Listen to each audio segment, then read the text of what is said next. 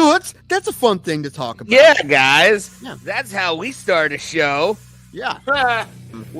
It could all be avoided if we all didn't have the technical competency of like 80-year-olds. I know who the Miz is. That's only because he played in the celebrity softball games at All-Star Weekend. That's the only reason I know who the Miz is. Also, sexual deviant, the guy who threw shoes in Austin Powers. Didn't that guy his something? Oh yeah, he was the one that got punched by the mullet guy in the dick, right? In the dick, UFC 3? Yeah, in the dick. Okay. Let's get this over with, because I gave up on sports since Sunday. I haven't been watching any sports. I don't like sports anymore. Sports are dumb. Wait. Oh, yeah. Yeah, baby. Ah! What do you want? The world, sir. Damn Flurkins. Those fucking cats. I'm on Team Skrull when it comes to Flurkins. They're creepy, and I don't like them. I can't wait to see a scene in Secret Invasion when an army of Flurkins comes at a bunch of Skrulls. Like, I think that should be a thing. If they don't do that, they're missing out on comedy gold. It's a great callback. You are a terrible fucking sports fan. I'm not. Yes, you are. You don't give a shit about a team until they beat your friend's team, and you want your friends to feel like shit. No! Because you're a terrible fucking sports fan. That's exactly what you're doing. You want to troll people and make them feel fucking shitty because the team you don't actually care for beat a team that we actually care about. So fuck you, Ray. Fuck you before you even fucking say everything. Well. Bro Plata, where black people and white people talk nonsense. Hey, we in the intro. It's amazing. Thank you again, Tommy Borderline, for that one. We are the Bro Plata. Tim is taking his photos for his rap cover album called I Can't Breathe. Do I look Ray? It's been enough time. 3 seconds in. You pulled it. Yeesh. No, I was falling asleep. I mean, I don't think anyone hears all that nonsense. Like, oh, good. I hope there's more nonsense. There is. There's always I more hope so. nonsense. Always more nonsense on this show. Coming to you live from 3 undisclosed locations in Northeast Ohio. It's Bro Plata episode. What episode is this? 124, and it's entitled 3 out of 5 ain't beer. It should R.I.P. Meatloaf. R.I.P. sir. That hurt. I'm not gonna lie. Losing the loaf. I mean, listen, I could talk about that all day, and I don't think we should start with it because I'll just start crying right away. Oh God! Listen. Anyone who's been watching, and not many people have since last April. When Jim Steinman died, it got me pretty good. Now that was the man who wrote the songs, not the man who sang the songs. Yeah, died as well, and hell of an album being made in heaven, fam. Yeah. I saw somebody. I think it was Flash Ference from WMMS. One of the songs on Bad Out of Hell is called "Heaven Can Wait." Well. Apparently not anymore. No. Song, though. Yeah, I could see Meatloaf on his motorcycle right now, just like going through the ground, all just exploding out into heaven. God going, oh no, another one. Yeah, I like it. I saw a post. Go ahead. What? Oh, I was gonna say, Meatloaf, I guess, has some Cleveland roots. In that he was supposed to be a part of, I think it was called the Cleveland Music Group, which was like a recording or a record company based in Cleveland, Ohio, was supposed to be where his first album was recorded. And his album Bat 2, actually. Bat 2 was was supposed to be recorded in Cleveland, but I guess like him and Jim Steinman had a falling out or something like that. And it kind of caused turmoil. And they made up though and made Bat 2 somewhere else. But apparently he was signed to a group in Cleveland to record Bat Out of Hell 2, which is kind of cool. That's kind of a cool little. That's the one that brought him back too. Bad at Hell was huge, and then he was like, I mean, his hardcore fans loved his stuff and whatever, and he made good stuff since then. But he had a huge hit again. I think his biggest hit in America was Anything for Love. So that was on Bat too. That sounds fun. D-Rest in the comments. Of course he did. Of course you did, D-Rest. Of course you did. Hey, you know who played on Bad at Hell? A lot of people. Todd Rundgren, Weinberg, Max Weinberg. Like, that was one of my favorite albums of all time. I don't know. Tell me what album's better. And I mean, this is at that point, it's just personal preference. And that's an album that I remember from, I don't know. My mother had it on cassette, I think. So when I was a kid, I used to do it, but I've always loved that album. I mean, it came out 10 years before I was born, but the thing's amazing. It's a masterpiece. Every single note on that thing is amazing. Yeah. It's just one album, right? There's more stuff than that. It sucks. Like, he's been sick a minute, actually. I think he knew. Apparently, what I'm hearing, like, he kind of knew he was done because he was pretty sick for a minute there. But it's a bummer. So the cast of Bad at Hell, the musical, had a nice tribute.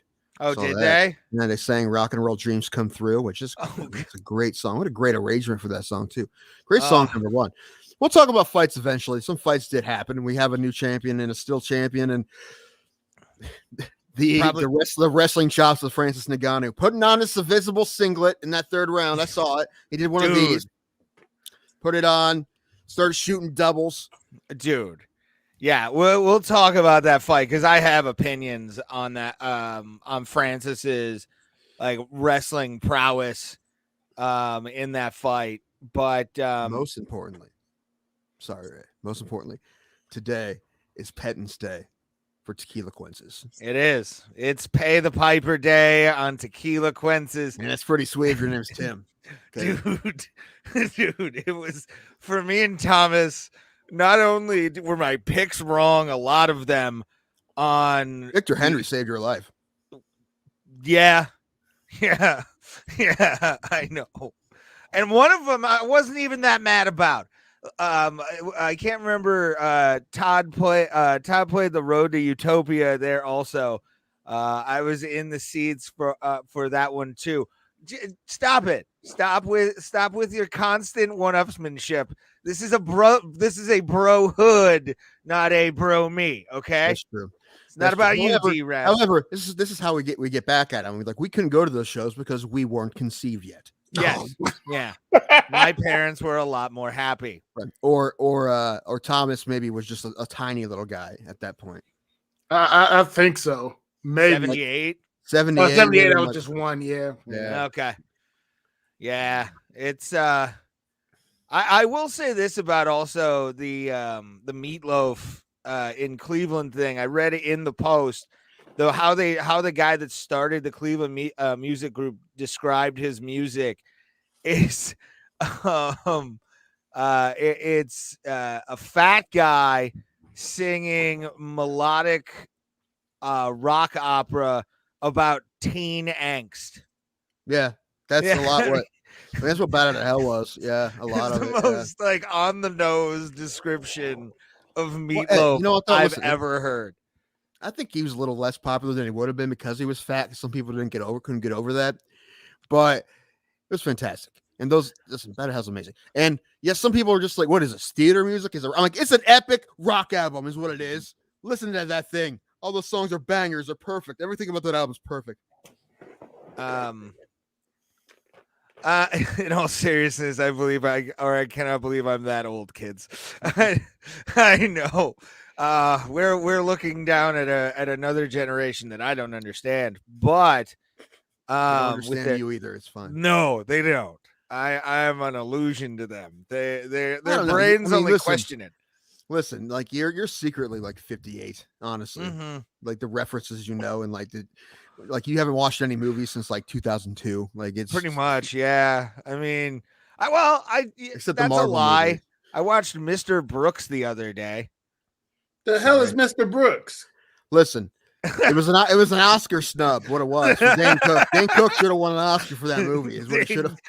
Dane Cook and Kevin Costner. And Kevin Costner is like a CEO of a company, and we'll get to that. We'll get to what D-Rest just said in a second. But when I watched Mr. Brooks, I watched it and I was like, okay, so he's a serial killer who has fans who then like does a ride along with one of his like fans. Like that seems like that would be like an internet series now in the day and age we live. Like, and it was weird. And then there were other, like, I went, hey, that guy, a bunch in that movie. Like there was a lot of like character actors in that movie. But yeah, it's a serial killer who brings someone out for a ride along. Because he caught him. Because he caught him killing with his camera. So dumb. Yeah, but the movie that's great. not dumb that I'm about to talk about, it was technically my first introduction into Meatloaf, which was Rocky Horror Picture Show. Yeah, I'm talking about like his albums though. But yeah, that was the first. Yeah, but I'm talking. That's where I became a huge fan. D-Rest actually put on there Rocky Horror is Meatloaf's like breakout thing, and I mean albums, but yeah, that was the first time people knew who he was. Yeah, and like that movie, and he was also in the stage production too. Not a lot of people realize that he was in like the first stage productions. Not a lot of people realize that, Thomas. The OG English premiere of Rocky Horror Picture Show. So yeah, I'm a big Rocky Horror nerd. But I will go to a Rocky Horror screening soon just so I can yell Meatloaf again as his body is revealed. Like that to me, I love that. And yeah, man, I don't know. It's sad the fact that such a legend is like, and to live as long as he did, being as big as he was. Well, he lost. I mean, he was lost some way. I mean, when he recorded like Bad Out of Hell, he's like 350, but I don't think he died at 350. No, probably had to get an XL. I think fitted for an XL. He was a big man, so he better have an epic casket too. I don't really know what it should. I don't know. They should have flowers on it like that. It looks like it's his old tuxedo, right? And then like I don't know. I have no ideas. I'm not. Jim I don't. Steinman welcoming him into heaven. Maybe. Painted like a lowrider. Maybe like that art style. That's an idea for like a crappy screenplay, a comedy I have, right? It's an angel messes up. He gets a copy of an album that was made, like a supergroup album that was made in heaven, and he accidentally takes it to Earth, and someone finds it, and like everyone goes crazy. Everybody goes nuts. And they just can't handle it. Just how great it is. He has to fix it. That's it. It's a banger. It's like what's Down to Earth, but worse. The Gary Coleman Show? Maybe. Yeah, I just made a Gary Coleman Show reference. Because he was an angel in the show. Yeah, those were horrible. Yeah, that was like right before the renaissance of really good cartoons. I was thinking like Eugene Levy in Down to Earth, you know, when he played like the up. Like that's what I'm thinking of. Like I'm thinking of that. Anyway, moving on. What we were talking about before? Anything good? Boobs. I don't think that was true. We talked about. Yes, it was. So we were talking about Robert Paulson, maybe. Yeah. Fight Club. I mean, such a zero security. When I saw him, you could have easily jumped on stage. I think Meatloaf played football, so he could probably tackle a motherfucker back in the day. I bet there's video footage of somebody trying. What's that line about being an offensive tackle when all revved up? Something like that. I forget the whole line, but something like that. But no, yeah, seriously though, I think I want to see. Look it up. I wish that video would have existed of Meatloaf like tackling a guy. That would have been kind of cool. It had to have happened. Well, if he played football, you'd assume so. Mm. Well, I looked something up, and you guys just stopped talking. So I wanted to keep this place from going to dead air. I guess. Oh man, it's been a day. So You say that every week. I know it's been a day. When you When do you see not the have things I a see, day? Tim, when Did you you ever- live the life, Do you get your bank card back?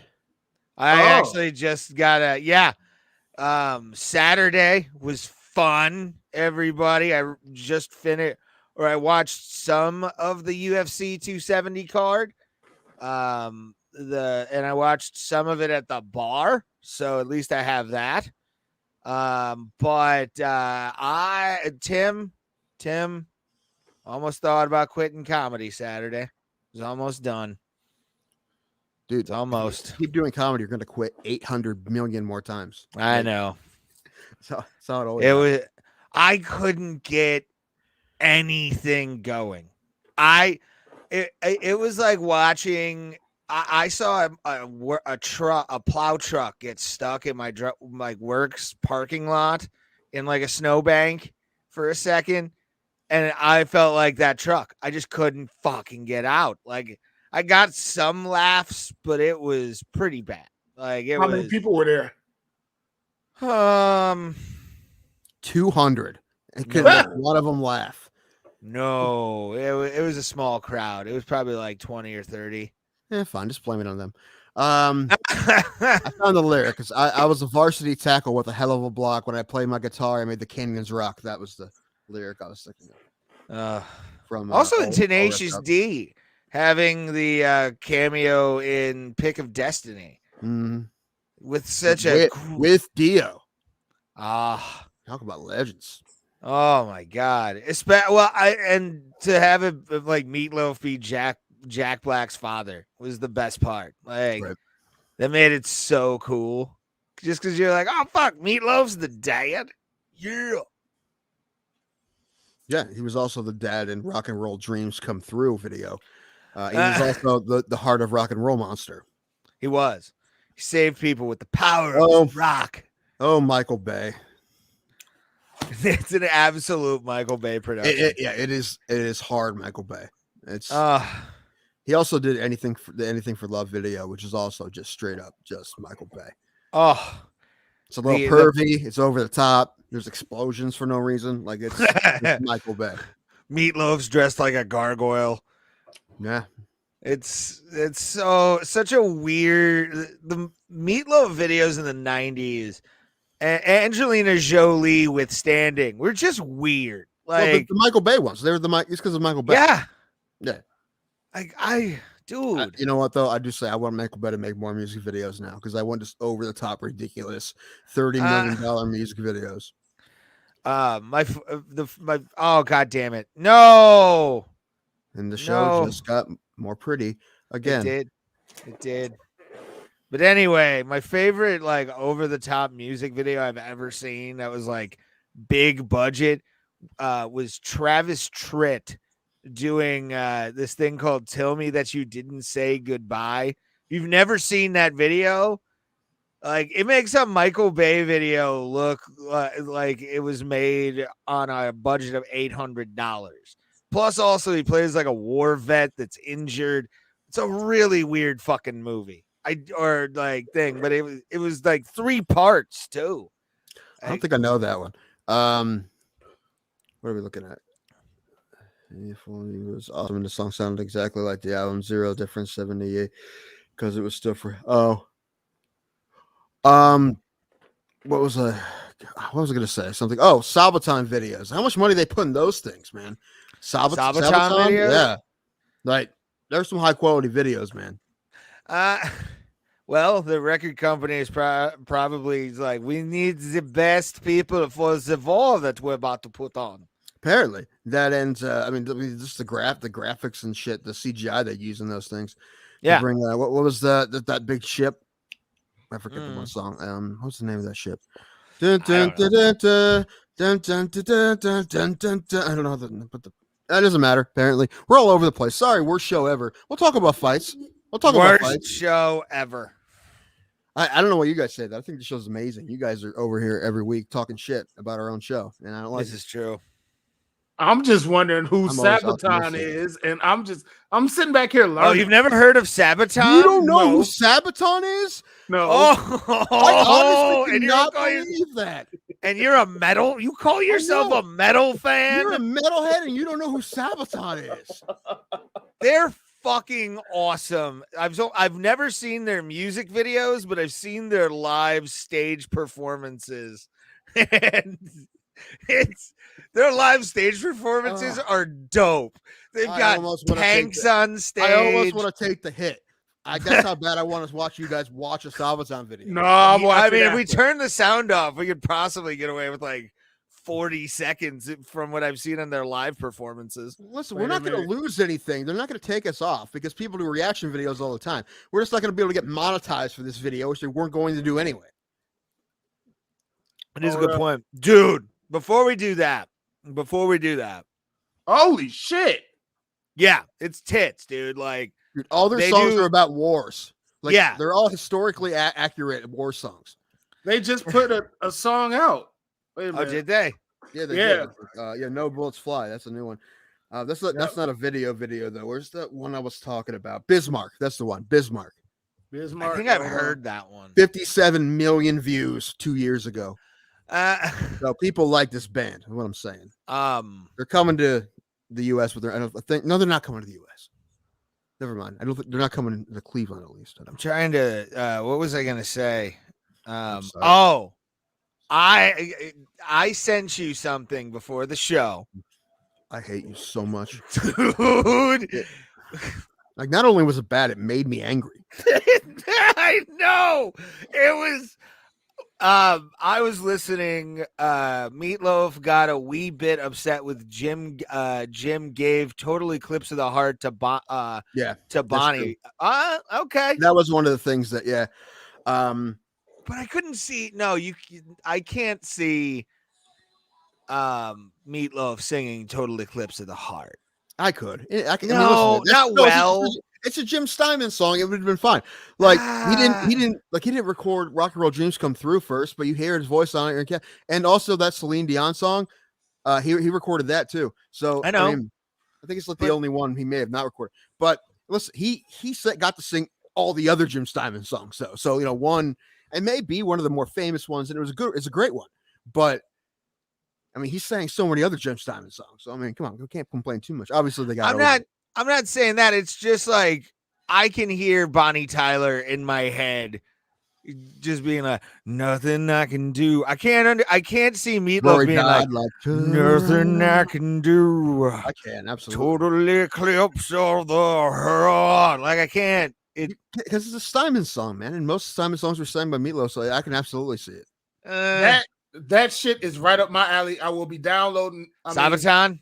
Yes. Yeah. It's good shit. I like it.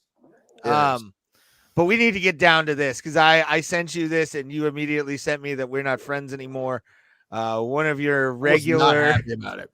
Dude, I made you listen to this because I was listening. Like, you were so insistent. You're like, please watch this. Yes. I'm like, I didn't want to. I wanted your opinion.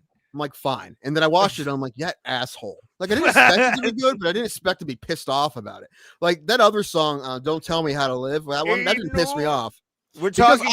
I like the Monster Truck song, right? So the Monster Truck saved it. We're talking about Kid Rock, by the way. He released a new song called "We the People." And for you Jack Swagger fans, don't get an erection. It's not that good. But this song, I was for a visual, taking a shit, listening to the Anthony Cumia show, and this motherfucker plays this song, and I got like the total douche chill. Like just everything made my chest tight. Everything was just overdone. Like Kid Rock is known to overdo things, but like, no, this was special. Like this was so bad, Tim. Like I'm a Kid Rock apologist. Like I love 98 Kid Rock, 99 Kid Rock, I had all the way up to Picture. Devil Without a Cause. Is that the name of the album? 1998. Yeah. Yeah, I had one of those. I had a copy So of that. many fucking great songs on that album. History of Rock with American Badass, Prodigal Son, just hits. And then Cocky was his best, like one of his best albums ever. Jim Steinman is synonymous with Meatloaf. Yes, Tim just said that. D-Rest. That's true. Yeah, no, I don't know if you were ever here, D-Rest, when we talked about. I talk about Jim Steinman about every fourth episode. Yeah. I talked about him before he died, and I talked to him about him more when he died. And now Meatloaf's dead. He is my favorite songwriter. Period. He just is. He is. See, like, look, yeah, people can say he's not the best. You know, it goes on. It's just a matter of opinion or whatever, and what's subjective. But me personally, he's my favorite. I mean, every time you hear a song, you look at that's a Jim Steinman song. Like, I didn't know he wrote the soundtrack to Streets of Fire, and I was watching it. And I'm like, that has to be fucking Jim Steinman. There's no one else that could possibly be who wrote this song other than Jim Steinman, and it was Jim Steinman. Like, you can just tell, man. Yeah, he wrote an Air Supply song, and Barry. For the first time, I listened to the Barry Manilow song he wrote, and I'm like, that's a good song too. It's Barry Manilow. Well, it was a good song. It's just it's Steinman, man. That's why I feel like there has to be a bunch of like half-written or like unreleased Steinman songs somewhere. I don't know. I have to find them. Have you heard the song "You Talk"? I don't know. D-Rest is asking for himself. No, I don't think. What is that a Steinman song? I guess. I don't know. Maybe not. But yeah, man, like that song though. When I heard, my favorite part about that song, to be honest with you, is the fact that he just threw in some "Let's Go Brandon" chants, like a fucking, like it would do something, and it just came off so triggered. It was so triggered. I know, it was such like. And I love Kid Rock. He used to be a hero of mine. And then he did Picture with Sheryl Crow. And I can't anymore. You totally fucked yourself with that song. Speaking of which, Kid Rock is coming to Blossom this summer. Yeah, August. I'm going. Hard pass. I am going to that. Hard pass. I'll hang out with Chris Clem, and we will send you photos and videos. Of I would, singing. you know what? I would hear our buddy Chris Clem. He's saying he heard you. He's heard you. Before. Oh, okay. Yeah. No, he's the guy. I just love it. I have a question for Ray. Unfortunately, yes. Really fast. Unfortunately, okay. Yeah, because I know how much of a fan of a certain band he is. Okay. That band's enemy is coming in April, and I'm going. Who? Slipknot. Oh, Slipknot. Oh no, that's April. April. I think they're coming with In This Moment, right? Oh, yeah, In This Moment in Ginger. Cypress fucking Hill. No, they are not going to be here. That's why I'm not going. It's going to be In This Moment and Ginger are going to be the two bands. Cypress Hill is on the second leg of the Slipknot Roadshow. They split. They're doing like co-headline or like co-feature kind of things. I looked up some In This Moment live videos. I didn't realize the kind of show they put on now. They put money in their show. Their show now is nuts. It's nuts. And I don't think Maria Brink is as hot as she used to be. Because she had work done. I don't like. I'm not. You know, she has like plastic. She has like the Joan Rivers nose. You know, like the plastic surgery nose. And I think she'd look better when she just looked herself. Yes. But her voice is insane. Mm-hmm. Like, it's just. I mean, that is like an angel and a demon having a baby voice. That's what that sounds like. That's. I mean, what else? How else could you explain that voice? You're just like, it's probably one of the most unique voices in metal in the past 15 years. Music. It's like the most I can. The only thing that's kind of close is kind of like what Chris Cornell did, but like a female version of that. Yeah, but the closest thing I could think of, and it just without the has belt. this like this grit and it's amazing. Anyway, that's a good band. I would like to see In This Moment. I was supposed to see him one time, like in 2012, but they dropped off the festival they were going to. So, have I ever told you my one big like passed me by that I was still sad about to this day? Bob Saget. That one because of Rosh Hashanah. Yes, which actually did happen. He was supposed to be on the Traveling Virus tour in 06 in Cleveland, and he ended up not coming because it was Rosh Hashanah. Damn Jewish holidays.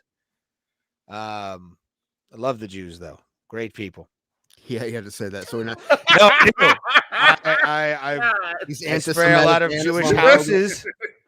I appreciate the Jews. They're great people. My family died alongside them. So no, seriously, I have I guess a distant relative that died in the Holocaust. A Polish relative? Hey, are you going to Pierogi Fest or what? I mean, I'm down. When is it? It's like a whole week. I think it's like end of Where February. is it? Is my next question. I don't know. It's somewhere in Cleveland. I'll look. I'm definitely going. It's probably because Dingus Day is coming up, I think. Yeah, it is. Yeah, Dingus Day is supposed to be coming up. Just a whole festival of pierogies. I'm curious. I like that. Listen, I had some gourmet shit right there. I had frozen pierogies last night, and they're fire, and they're frozen, right? So I would love some amazing. I don't know if I've ever had like real pierogies, like like homemade. You've pierogies. Never had a handmade pierogi before, and you call yourself a Polak. You I don't really. I just know that you have the blood in you, and you said you've never had a handmade. I'm Polish, for fuck's sake. I don't know. I love handmade pierogies. I will go out of my way to find a place with handmade pierogies. I think the only place, there's a place, and what's it called? Market Square in Columbus. That you've been there? Yeah, the place is awesome. But we went there for ramen, and I ate ramen. But we're walking around, and I'm like, oh, geez, pierogies. I'm like, can we just stay here all day and just eat everything? I'm like, can we just do that? I love pierogies, man. I'm a weirdo though with my pierogies at times. Like I'll have like I'll dump marinara sauce all over them. And I put ketchup on the frozen ones. Yeah. I mean, listen, I'm assuming that the real ones, they don't need to put anything on them. There's nothing better than a good potato pierogi. If you can make, like, to any woman out there that might watch this, and let's face it, there's probably only one, and she's sitting next to her boyfriend watching the show. Not by choice. Not by choice either. She's just like, can we please just put on Netflix? Why do you watch these people? They sit there and they're fat and they don't really do anything. I'm pleasantly plump. I'm not fat. Okay, one's pleasantly plump. And I'd like to cuck you out to him. Who knows?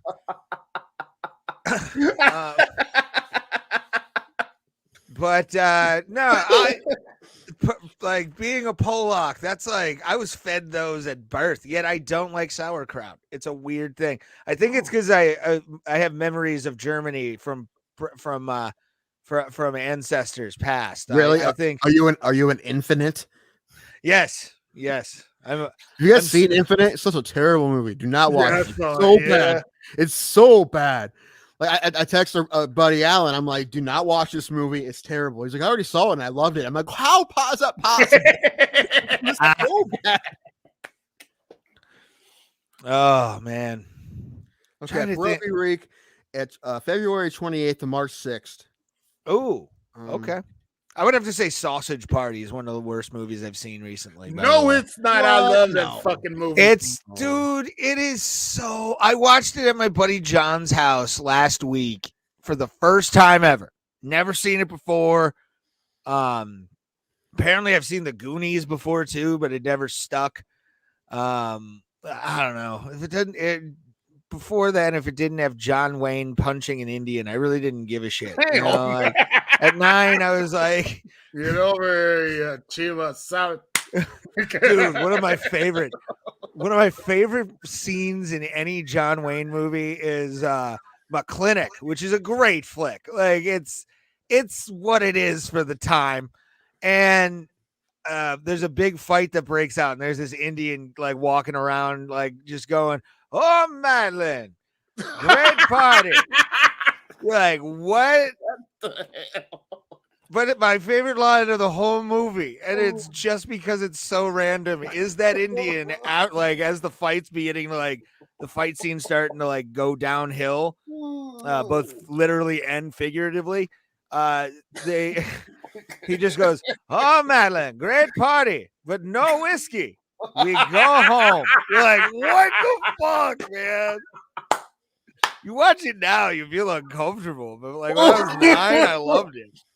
Well, that didn't age well. So makes me happy. Update on Pierogi Week. It's not a festival. It's just it's like a week where all the Cleveland area pierogi places have specials on pierogies. I'll still go. That's weird because that's Where's the best pierogies in Cleveland? That's what I want to know. Who's the best pierogies? Can we be That is a good question. Is that going to be our Barstool Pizza thing? It's going to be pierogies. Pierogi power. I wonder, is it because All-Star Weekend is that could coincide, which would be weird because I would love to see like Novak Djokovic or no, out of the Kumpo at some pierogi spot. Like I want a good pierogi. You say Novak Djokovic when you're talking about the NBA, you crazy idiot. I guess I've had him on my mind recently because of the whole Australia thing. That's hilarious. Hey, look, I'm a Novak fan, but it's actually kind of funny to me. I mean, he's not going to be able to play in France, I think. Can we start calling him Novaks?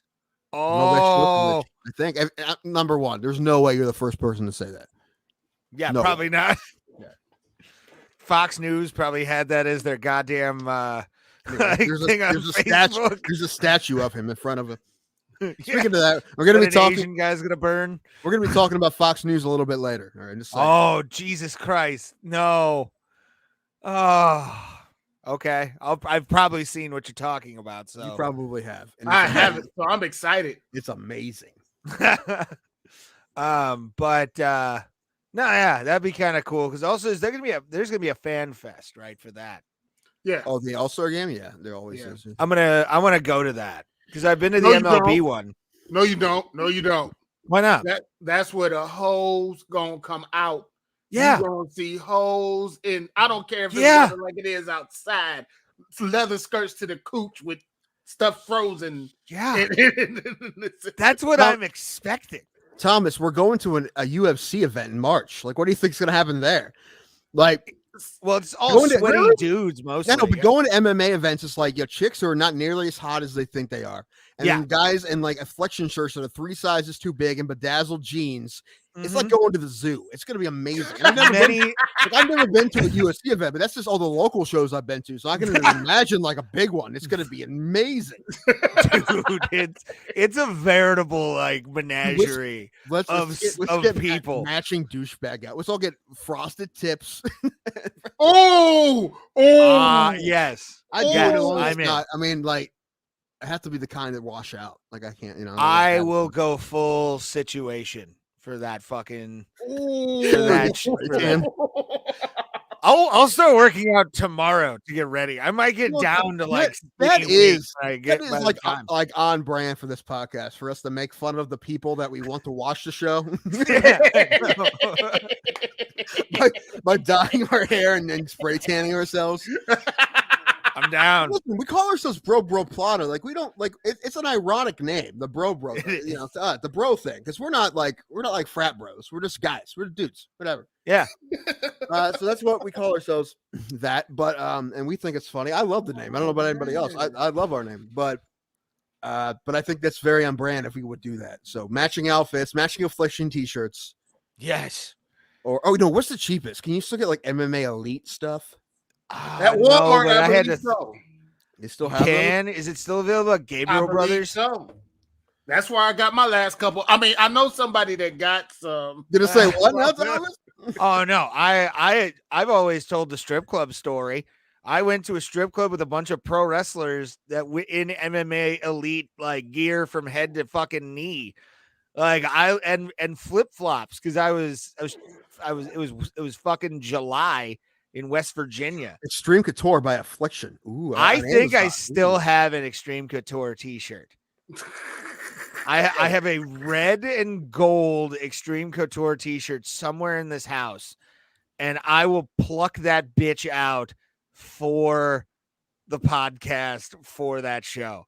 That will absolutely be a thing that we do.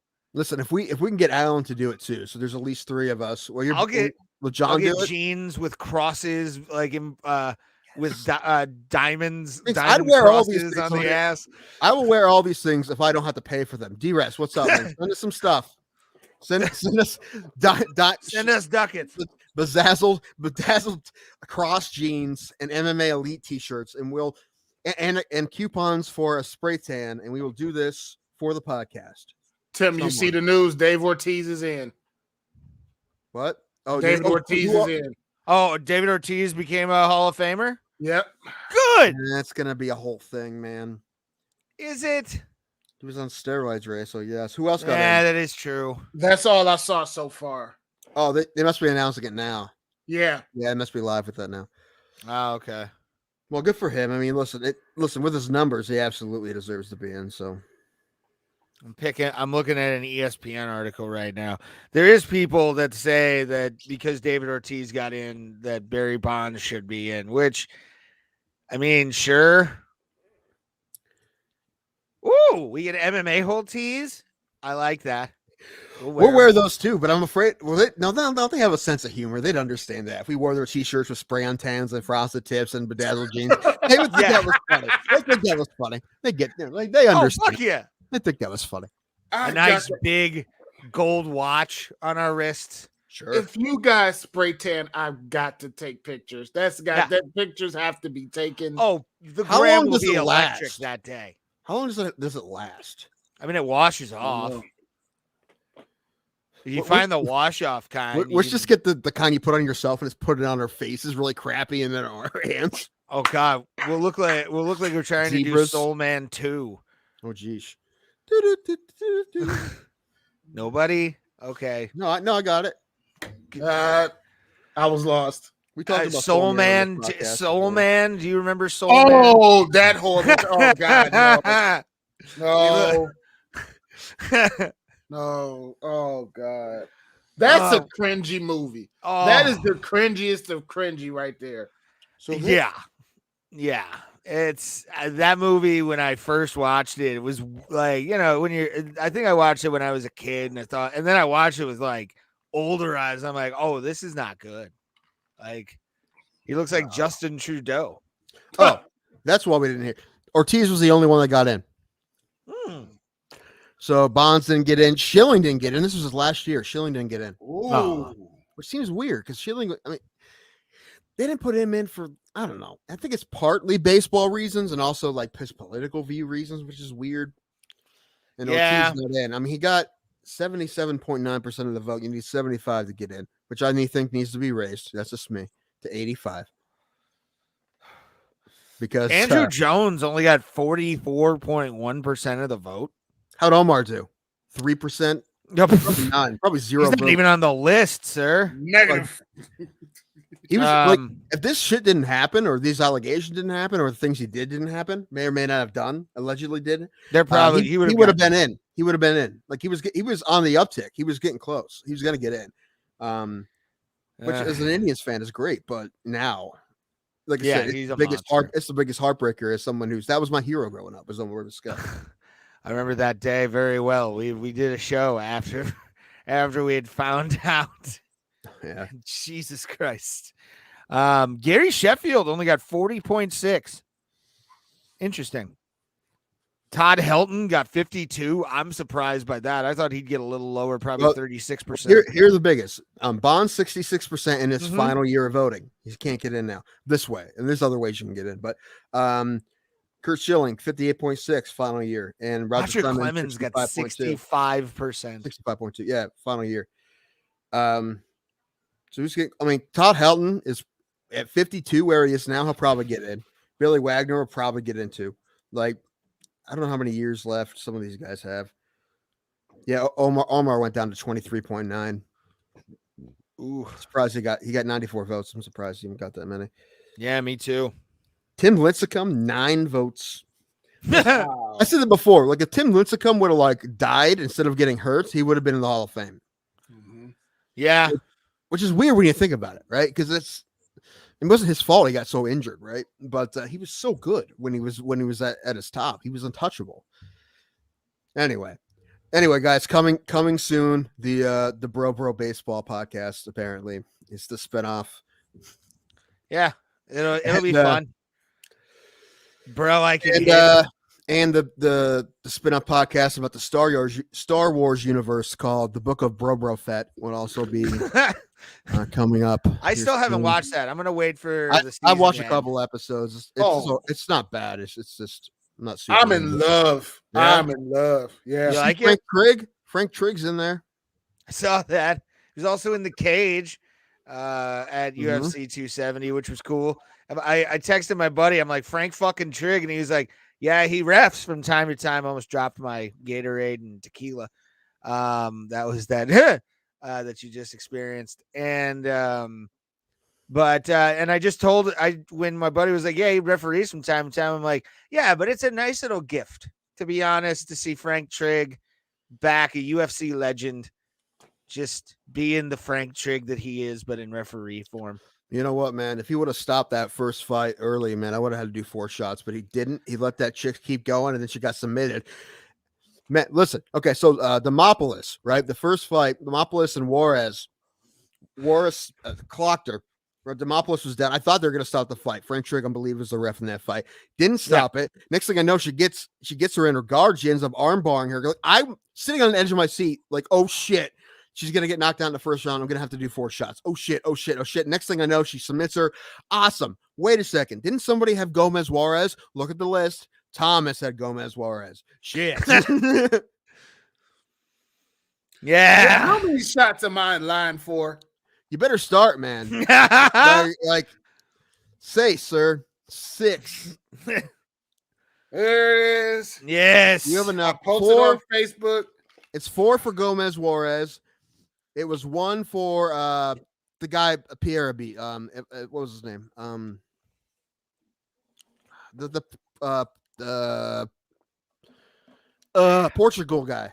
Portuguese. Oh shit, I can't remember. No, I'll get it. I started watching late.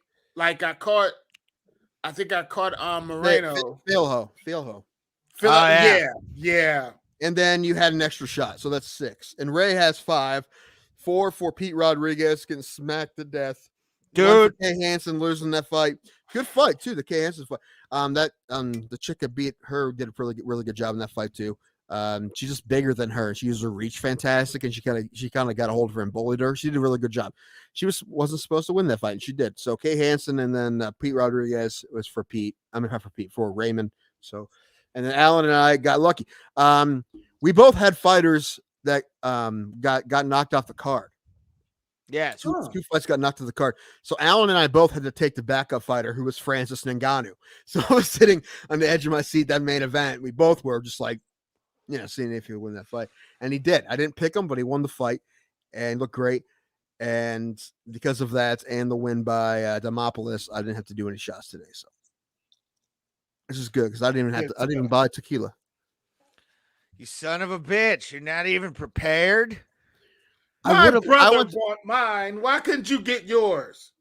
Aha! I didn't need any. That's why. Like I would have got some. Yes, I went to the liquor store yesterday. I would have bought some if I needed it, but I don't need it. Oh shit! I like how indignant you look during that. Like I don't need this. I went to the liquor store right after my stress test. Oh, that wasn't fun, by the way. No, it's not. Was it stressful or something? I can't even fucking. No, I'm just super out of. I don't know how the last time my heart rate got up to 160. I don't know. Yeah, maybe when I watch Batman. Either they're watching Batman or they're doing the do. Anyway, Ray, take control because I'm gonna do my first. All right, I'll do that. Let me put Thomas on full. You probably screen should keep track of these, man, because you don't want to lose track now. Well, it's 1, so God, I know it's not fun. Wait a minute.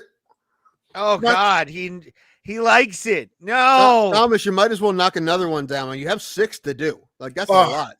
Good point. Let's get it. We're gonna. Yeah. This is gonna end up worse than water drinking. If you get sick or something, you can put them out the next time. But I feel like 6 is usually doable. 6 is. I think 6 is. Oh god. Yeah. Okay. I mean, especially throughout the whole episode. Oh, I got Fago to chase it, so I'll be good. Okay. Nice. Juggalo. Oh, there he goes. Oh my god. How's that tequila? Jesus. What kind of tequila you got there? Salsa. I don't know what it is. I saw it, and it was between this and Jose Cuervo. What proof is it? That's very important. It is. Let's see. Holy shit. 40%. That's 80 proof. Yeah. Oh. You're good. You're good. Okay. Because if you would have got, this is 80 proof. If you would have got the grocery store 40 proof, that would have been cheated. No, what? So 40%. This is how you know I'm not a true alcoholic. You don't know how to figure that out. It's just double. It's double the percentage and makes it. Yeah. That's how you know I don't drink. All I drink is this Serrano, Tim. That's it. I can't believe I've had 160 some proof alcohol before. That's 80%. How did that not kill me? No, I think I told you guys there's a bourbon that's made in Cleveland that's 100 proof that my brother has. And that shit knocked me so far on my butt, I couldn't even turn off my TV. Is it expensive? I don't think it was. I'll have to ask him because he ordered it. Because there's a difference with me and bourbon, right? Either it's expensive and smooth, so I don't drink it with soda, or it's not expensive, so I can drink it with soda. I don't want to drown good bourbon. That's why I drink Jim Beam and soda because I don't. I wouldn't drink really good. If someone said this is a Pappy Van Winkle or some shit, I'm like, no, I'm not gonna do that. It's a blasphemy, right? It's blasphemy. But no, it's pretty damn good. I mean, he has in his room, and I'm going to take a picture if he lets me. He has a stand that I gave him that's full of all his liquor, and he gets good shit. Like he's ordering, because he wants to bake. He's a baker too. He's ordering this Crown Royal Peach, and I can't wait till he gets that because he can't find it anywhere in Cleveland, but he special ordered it. It should be here tomorrow. I can't wait till he gets that shit. Sounds fun. I don't know if I've had Crown Royal Peach. I've had the caramel one. Oh wait, no. Maybe it's not Crown Royal. Maybe that's what Jim Beam has a flavored one. What is that? Is it vanilla? Maybe I don't know. It's good, whatever it is. Oh, y'all gonna have me looking up liquor? Yeah. Hey, when we get a start, listen. That's another ultimate goal. Bro Plata the musical, and then a Bro Plata alcohol. Yes, that's Bro Plata alcohol would be awesome. What would Bro Plata alcohol taste like? What would it be? Well, here's the thing. We'd probably be the cheapest thing we can make. And just the highest proof. Yeah. It'd basically be swell vodka. I don't know. Honestly, listen, it depends. If Bro Plata had the money, I'd want it to be really good alcohol. I want it to be solid alcohol. But, or at least mid-shelf alcohol. I feel like mid-shelf is kind of our range. Yeah, I would say. Mid-shelf ain't bad. Like a proper 12 or something. Right. So if we're at $2, I'd rather be middle shelf. That'll work. Yeah. Yeah. All right. I'm gonna do my first fucking pain shot of the night. I have 5 of these? You do. Oh God. All right, let me move the microphone. This is the K. Hansen. Bitch, for losing. How dare you? All right. Oh, all right.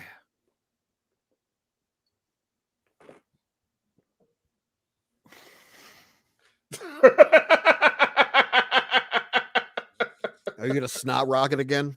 Oh, probably on the last one. By the way, Tom, very disappointed that the snot rocket did not make the intro video. Now you have to probably dig for. I'm going to go through some more stuff. You know what? I think I know where it is. I think it's at 120 of the last Tequila Quinces episode. I believe so too.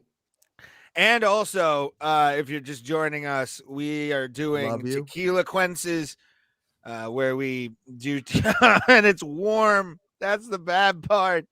Couldn't chill this shit. Oh, yeah. We do shots I keep mine down here next to the chair. We do shots of tequila as a punishment for spinning a wheel. So you get to watch us in pain. Comment down below. And if you want to play at home, you can. You can just go to a website, create your own fucking wheel, and do a damn whore that Tim created. That piece of shit wheel is fucking rigged. I'm telling you. You know, I was looking at Thomas, you can't say anything because who has control over the wheel here? You do. You're the one that hits shuffle as many times as you want. I shuffled it. I spun. You know what? It's on you. I'm putting it on Tim. Tim's fault for creating the wheel.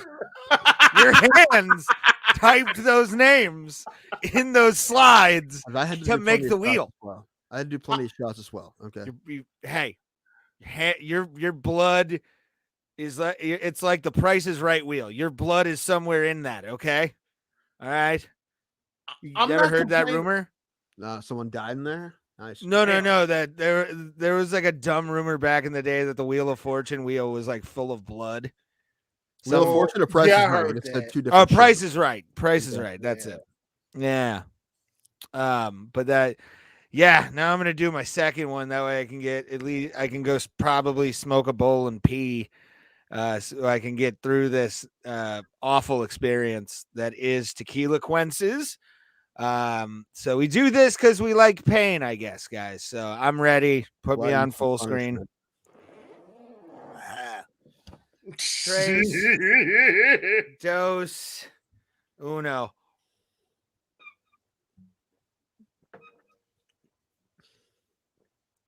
Oh.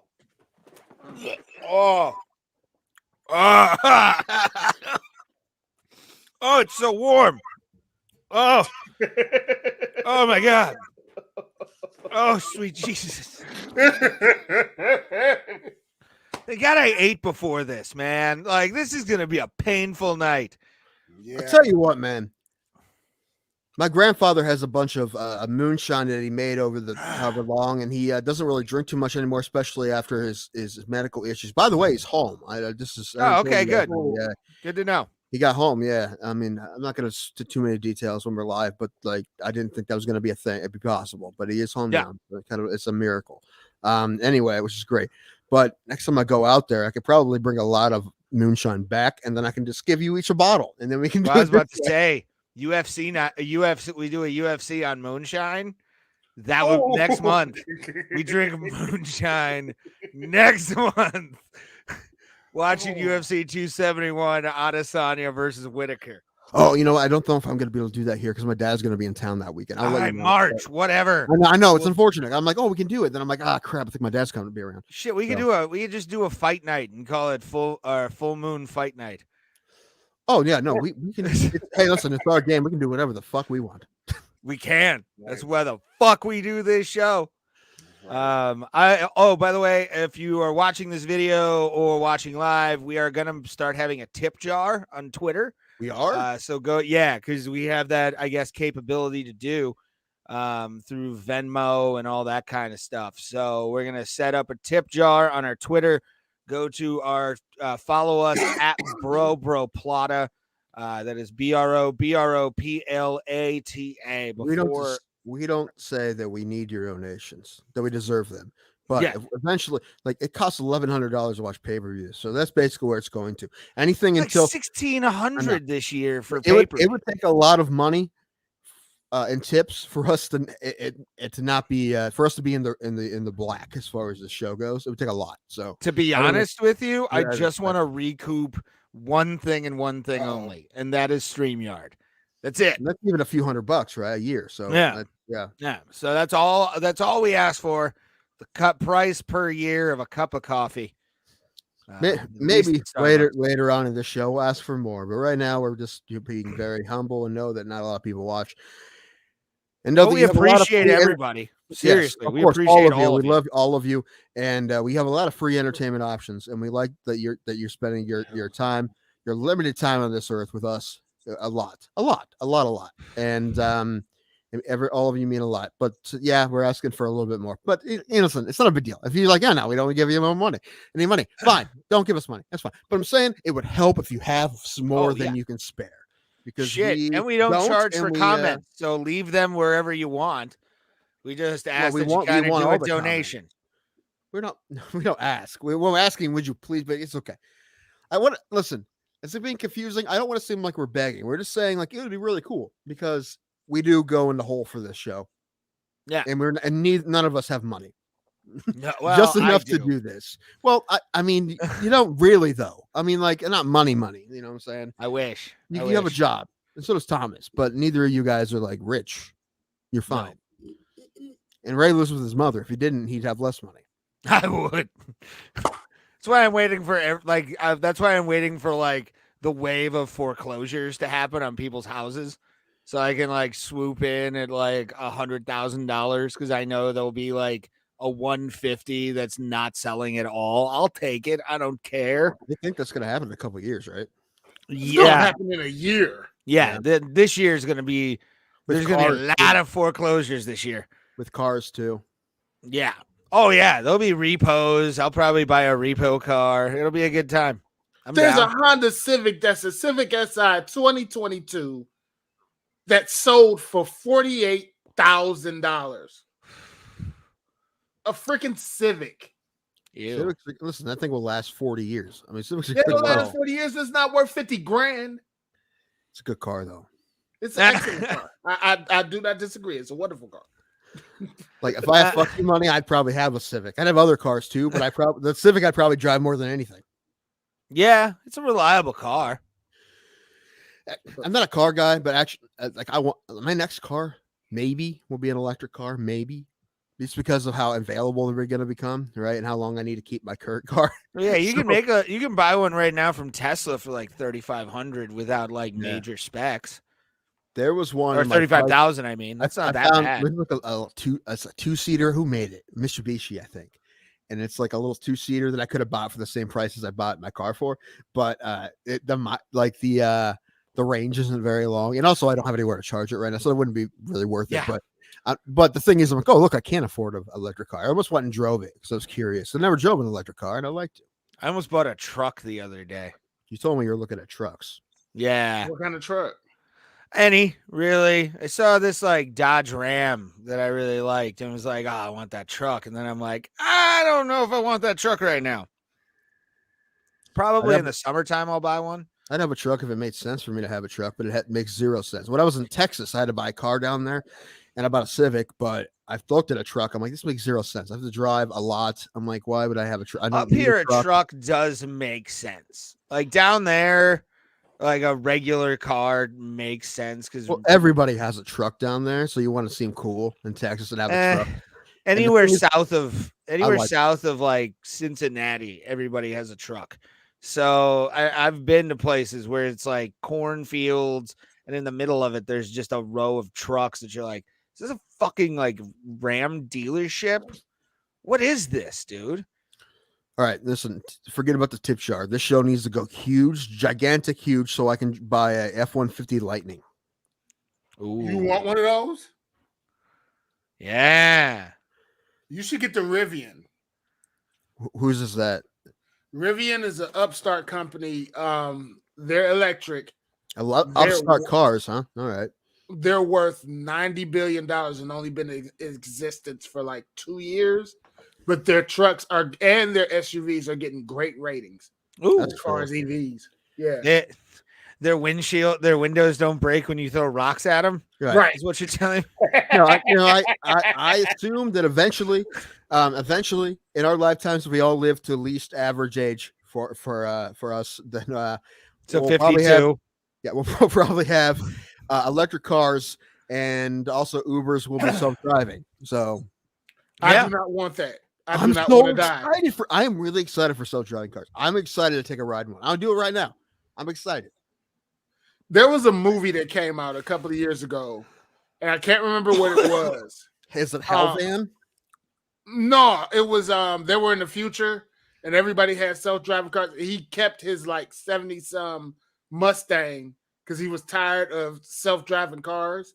and it ended up paying off because the self-driving cars start killing people. So I was like, no, I'm good. That's awesome. Just a massive Christine. Really like the idea of a car coming, you just kind of flop in there, lay down, and takes you to your house and beeps till you wake up and gets out. Or like South Park, where you can fall asleep, like Stan falls asleep in the pandemic episode. Nobody's watched that. Yes. Yeah, I saw it. Yeah, I saw it. Oh, okay. And then he's fighting with Alexa. That's hilarious. The Alexa thing might be the funniest part of those new episodes. It's pretty funny. Like they're okay, but I don't trust self-driving cars. I think we'll be dead by the time that technology really is I don't think so. Hardcore good. They already got flying cars, so we almost there. We're like right there. Yeah, I can't wait for us to be the Jetsons. That's gonna be so fun. Oh shit! No, I'm good. I'll live up in the sky. I'll be good. Man, can you trust people with flying cars with like no street lights and shit? It'll be awful. I think they'll have technology to like drone, have drones in the air that like are sort of reminiscent of streets. So I was thinking like people in the past thought we'd probably have flying cars by now. The thing is, we can make flying cars, but they're just not practical, right? Like they made hoverboards, like actual hoverboards. Have you seen those? They actually hover about this far off the ground. They're just not. Yeah, they're just not really practical.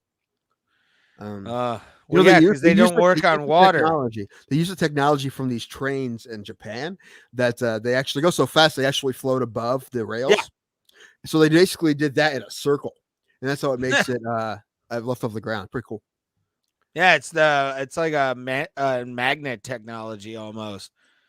I think Norway has that. So does France. France definitely has some kind of like those hyper reels. Yeah, like this, like straight up, like fast ass trains that we need in America because they're moving. Hear me out. On New Philadelphia to Cleveland bullet train. Just saying. Nobody wants that. They were supposed to have one that was going to connect with RTA and Columbus. It was supposed to be a public transit train that came all the way from Columbus to Cleveland and as far west as I think Detroit. So I don't know why it got knocked out and why it got knocked down. Money should have been had that shit. And it should come through New Philly, just saying. No. It wouldn't though, because you can actually get from Cleveland to Columbus about the same time as you can get from New Philly to Columbus because of the roads. Yeah. So yeah, I have friends like in Cleveland one time, and we were going to Columbus, and he beat me. I'm like, how did you beat me? You left at the same time, and then I'm like, 71 is a hell of a drug, dude. Yeah. That thing is fucking fast. I can't wait to go to Columbus though for fight night. It's my first fight night. So excited. Oh, you know what? Event. I thought it was going to be the first fight night outside of the Apex, and it was, but the week before that they're going to be in London. Yeah. Which bumps me out a little bit because I feel like you can say in America. Sure, but if Bruce Buffer goes to London, will he go to Columbus? Alan asked. I want Joe Martinez. I'm not gonna. No, I don't. I've never seen Bruce Buffer. Alan asked. You've never seen Bruce Buffer before? Oh, no, because I haven't been to a UFC event. You know this. Yeah, that's right. So yeah, I really hope he's going to be there, but I doubt he will be. You never know. Yeah, I mean, listen, he spend a week and then come back to Columbus, then go to Vegas. It's a nice little stop off. It's been a long time since he's been out doing fight nights, so maybe he's well aware that fans want to see him. Yeah. So I mean, I have a picture with him that still to this day I'm like, how the fuck did this happen? Like, that was such a great weekend. One of the best weekends of my life. Did we get any guests this week? No. Okay. No. Because we have talent. We still have to do tequila Quincy shots. Do we? Yes. But I wanted to talk to you about this and get your opinion. Oh, wait, real quick before you get to that, I just wanted to say that they added, I told you this, but they added Neil Magny versus Max Griffin to that card. That's going to be wild. Well, listen, I expect some of these fights to fall off because it's fights and that's what happens. But right now, this is a really stacked fight night card. Number 3. Oh, here we go. Here we go. Let me put you on the full screen before you do it. And boom. It's Tommy Borderline. Oh. There we go. Yeah. Take the pain. Take the pain. Oh yeah. Oh, but all right. read the card, by the way, for UFC Columbus. Oh, hold on, let me get it back up here. God damn it, Tim. Whatever. Listen, you didn't tell me. I got it. Okay, so it's Jan Blachowicz main event versus Alexander Rakic. I believe the co-main event is going to be Askar Askarov versus Kai Kara France. Michelle Watterson versus Amanda Hebus. Sarah McMahon versus Kara Rosa. Matt Brown, Columbus guy, versus Brian Barberina. Joanne Wood versus Alexa Grasso. Neil Magny versus Max Griffin. Tucker Lutz versus Sungwoo Chu. Montel Jackson versus Dana Batgirl. There's a lot of names I can't pronounce in here. Nate Landwehr versus Lerone Murphy, and a couple names I can't pronounce, a couple other fights. That's awesome. But the Lerone Murphy fight, that guy's like a stud. Yeah. And so I mean, he's fighting this, and Landwehr's tough too. So that all these fights are really good. I'm excited. I'm fucking pumped, dude, because that's gonna be such a good fucking weekend. I'm gonna put time in next month I'm gonna take Friday and Saturday off because that's like the beginning of the busy season kind of thing. For us, and I'm just excited. I haven't been to a UFC since 2017, so like 5 years, and it's my first fight night, and it's in Columbus, which is awesome. Nice little 2-hour drive. Doesn't really have to do anything. Columbus is fun. Yeah, Columbus is a great town, a great city. Oh, I feel like it has to be one of the underrated cities in America. I haven't been to them all, but I feel like people sleep on Ohio altogether, but like Columbus is a real nice city. Columbus is dope. I like Columbus. I can't wait to go to the bar. Columbus is like one of those small town, big cities kind of thing. Like it has that vibe. It's a city, but it has that vibe. I don't know how to explain it. It's a state. It is a state. Like it comes off as a state capital, but it's like doesn't come off like as too big. You know what I'm saying? Like Cincinnati seems a little. The skyline when you see it, it's a bit imposing, but then like Columbus, it's there's like ivy fucking growing everywhere, and it's just one of those like hipster towns. That's the biggest awesome. attraction is a college. Yeah, in the college football. I mean, yes, they have the Blue Jackets and they have Nationwide Arena where the fights are going to be, but the biggest thing in Columbus is Ohio State football. Yeah, and Columbus Crew soccer. So which city? Yeah, I have to go next year to go to a game too. What? So which city you think is better to live in? Cleveland, That I can't talk. Oh shit! To live in New Philadelphia or it's Columbus? A tequila. New Philadelphia. Mike said that. No. Well, listen, I haven't lived in those other cities. I live in Canton and I live in New Philly, and my buddy lives in Columbus, and it seems great, especially where he lives now. He lives in the suburbs now. Before he used to live downtown. His place he lived downtown is pretty nice. He lived in a nice neighborhood downtown. I think Columbus is great.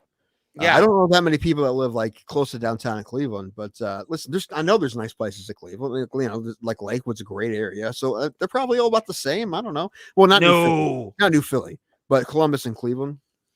I would pick Columbus over Cleveland, to be honest with you.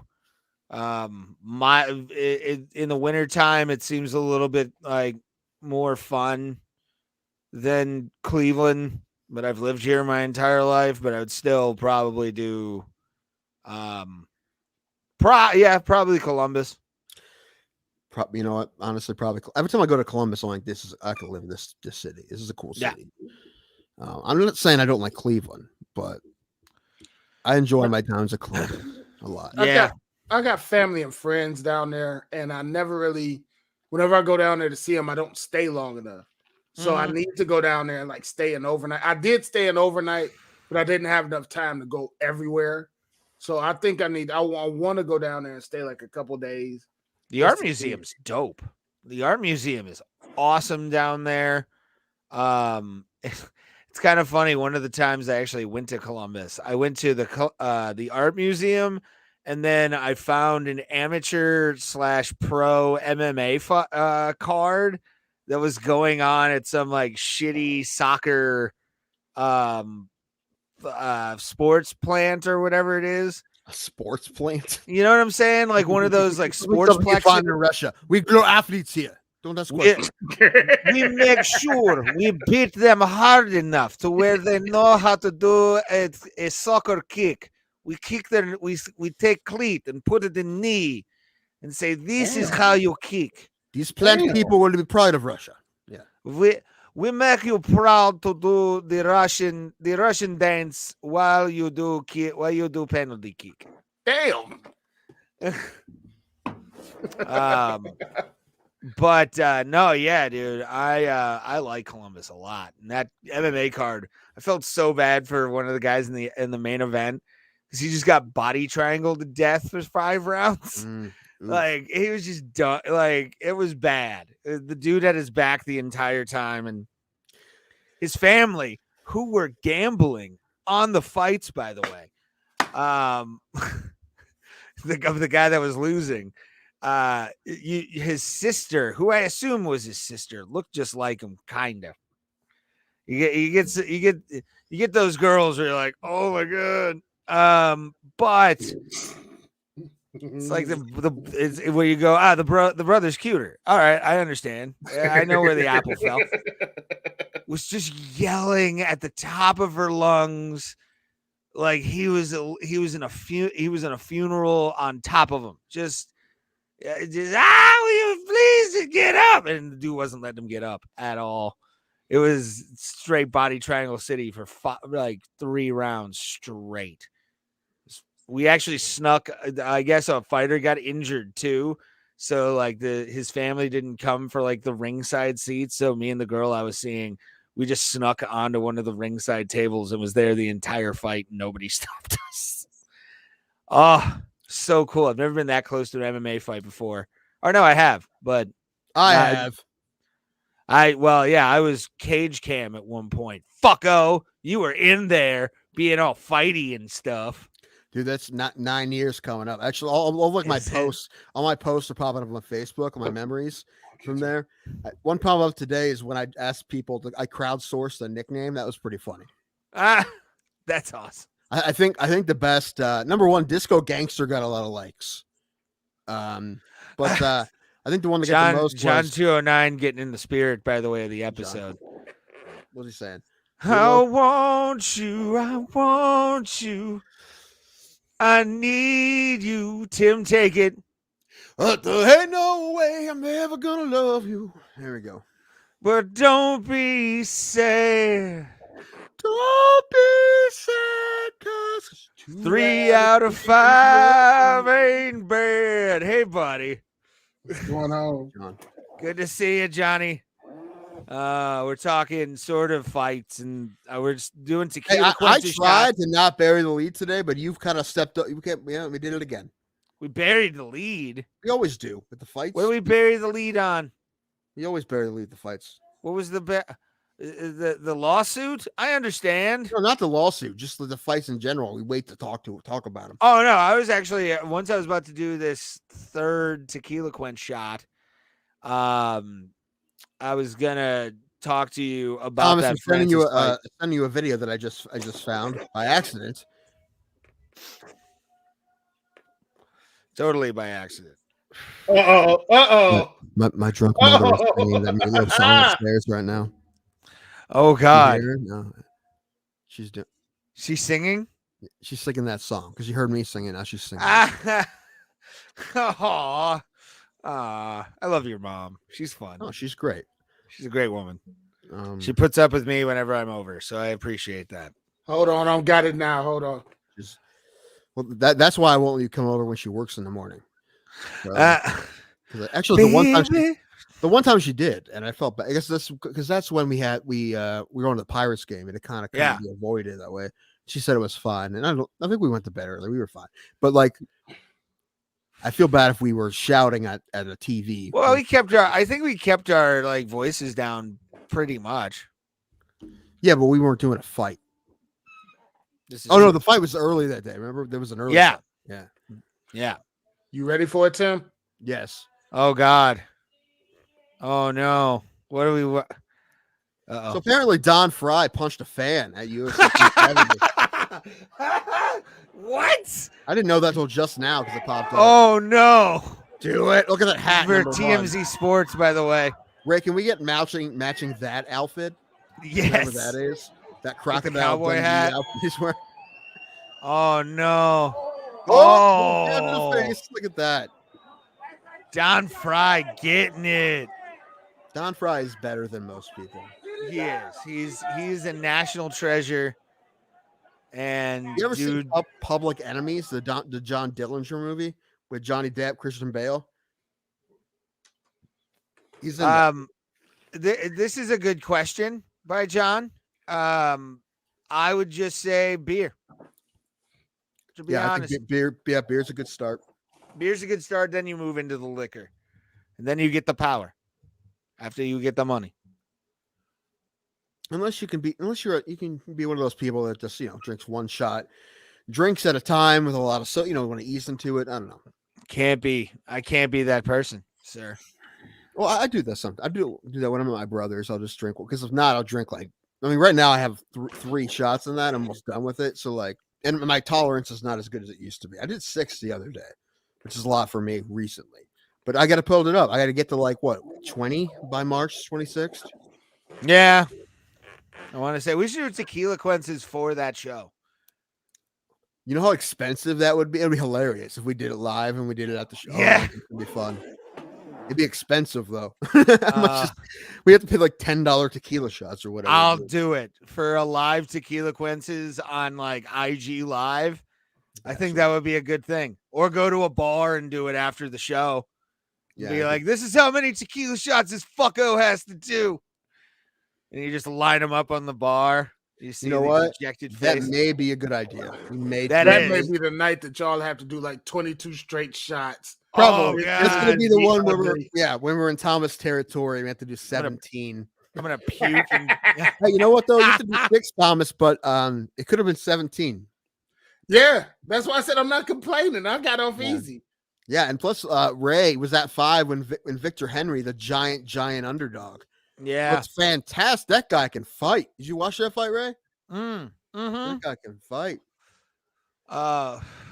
Damn, son. John, at that size, you could probably drink 40 beers before you could blow over the limit to drive. You're almost like Andre the Giant level right there. I think you could walk into a bar and be like keg, and everybody would be like, yeah, that's what he drinks. It's definitely what he drinks. John, if we send you a black tank top, wife beater kind of thing, will you cut one of the arms off and then do give us a good Andre the Giant picture that we can use on our show? You have to hold a peanut in your hand while you do it. True. Okay. True. Princess Bride reference always needs to be made. True. So, but let Thomas put me on full screen here. I'm about to do my 3rd tequila quincy shot. I might just do a 4th just to say fuck it, so I can have something to drink because I'm running low. I've got a little Cuervo over at the Cabo over at my friend's house. But here's this, and then I'll do a 2nd shot. Fuck it.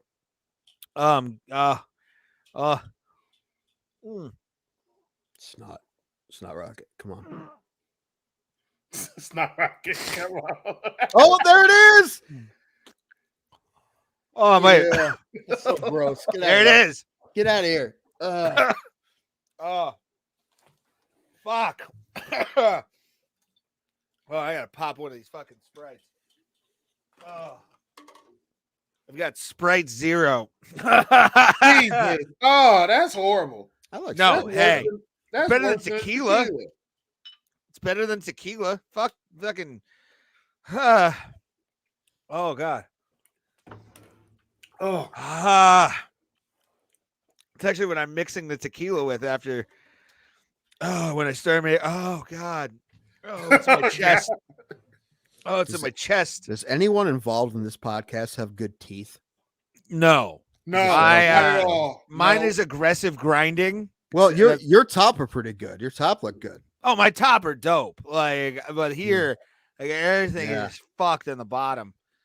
I had braces and it didn't work out so well. Yeah, I didn't have braces growing up. I actually had decent teeth, and then like anxiety reared its ugly head, and I'm grinding. Actually, it's kind of funny. I've got like a tooth that I'm slowly grinding down that I haven't really been taking care of in the back, and it's right near a wisdom tooth. And the sad part is the wisdom tooth hurts more than the actual tooth that's like dying. So that's always a fun thing. I have a broken wisdom tooth that pokes at my cheek.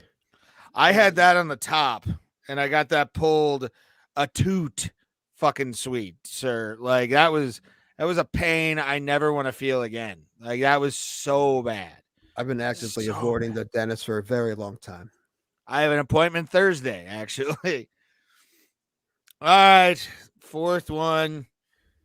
I'll save one more because Thomas still has probably two more to do. Yeah, I got one on the cock right now. I can grab some pretzels real fast. I need an implant, and I'm not stoked. It's like $3,000. Yeah, I've heard that. I was thinking about getting implants put in because I'm missing a tooth and probably gonna have to pull the other one, but I'll get implants hopefully. Oh, tooth implants? No, I was hoping you get titties. That'd be hilarious. A kidney? I probably will need it in the next couple of years. No. Doing this podcast. I said titties. I want you to get titties. Yes. Do you want to know? I'll do my shot first. Hold on. All right. 3, 2. I'm gonna die.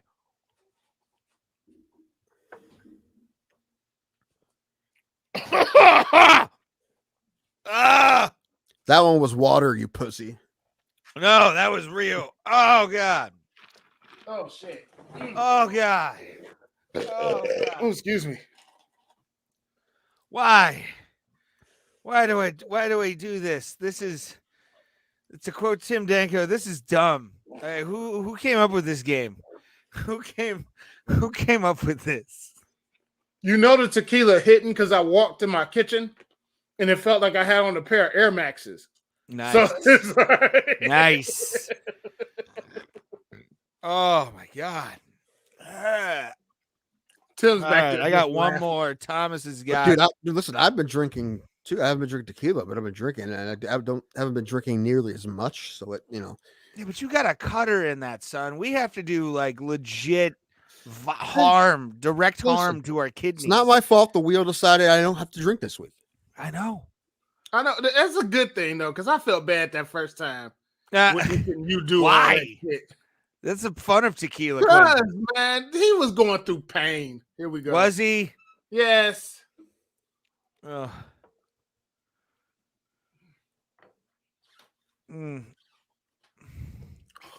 See, Thomas. Oh, okay. Oh, God. Tried to fight it, but just you gotta let it happen, bro. Is Thomas gonna pass out for the second week in a row on the show? Yeah. No, I took a nap. So I'm okay. And then I didn't have a concussion. But good. Something's messed up with my foot. I got to get to an urgent care or something.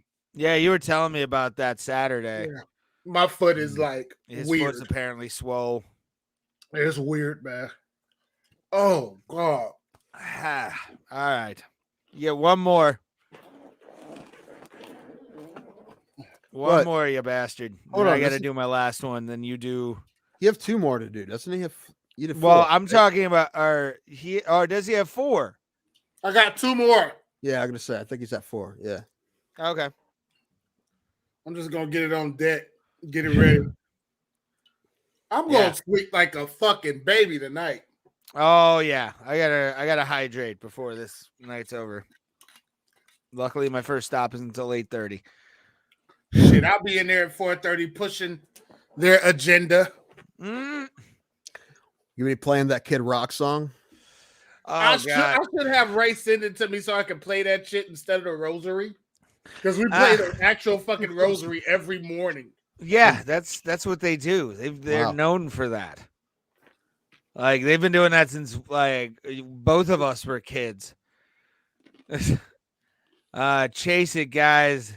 That is making me cringe. No, See, we do this for you, John. This is for you. Great Fago. Share this. Show that we exist with our tequila shots.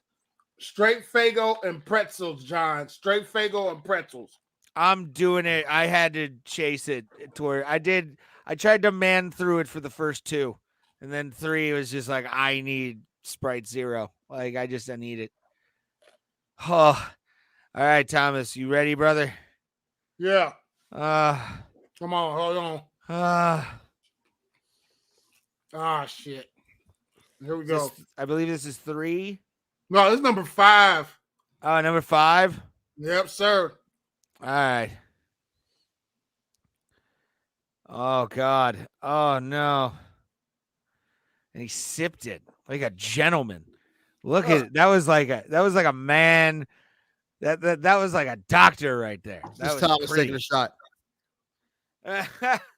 Full pinky extension. Hold on, no, Tim. I got to get you on. So hold on. Redo that. What?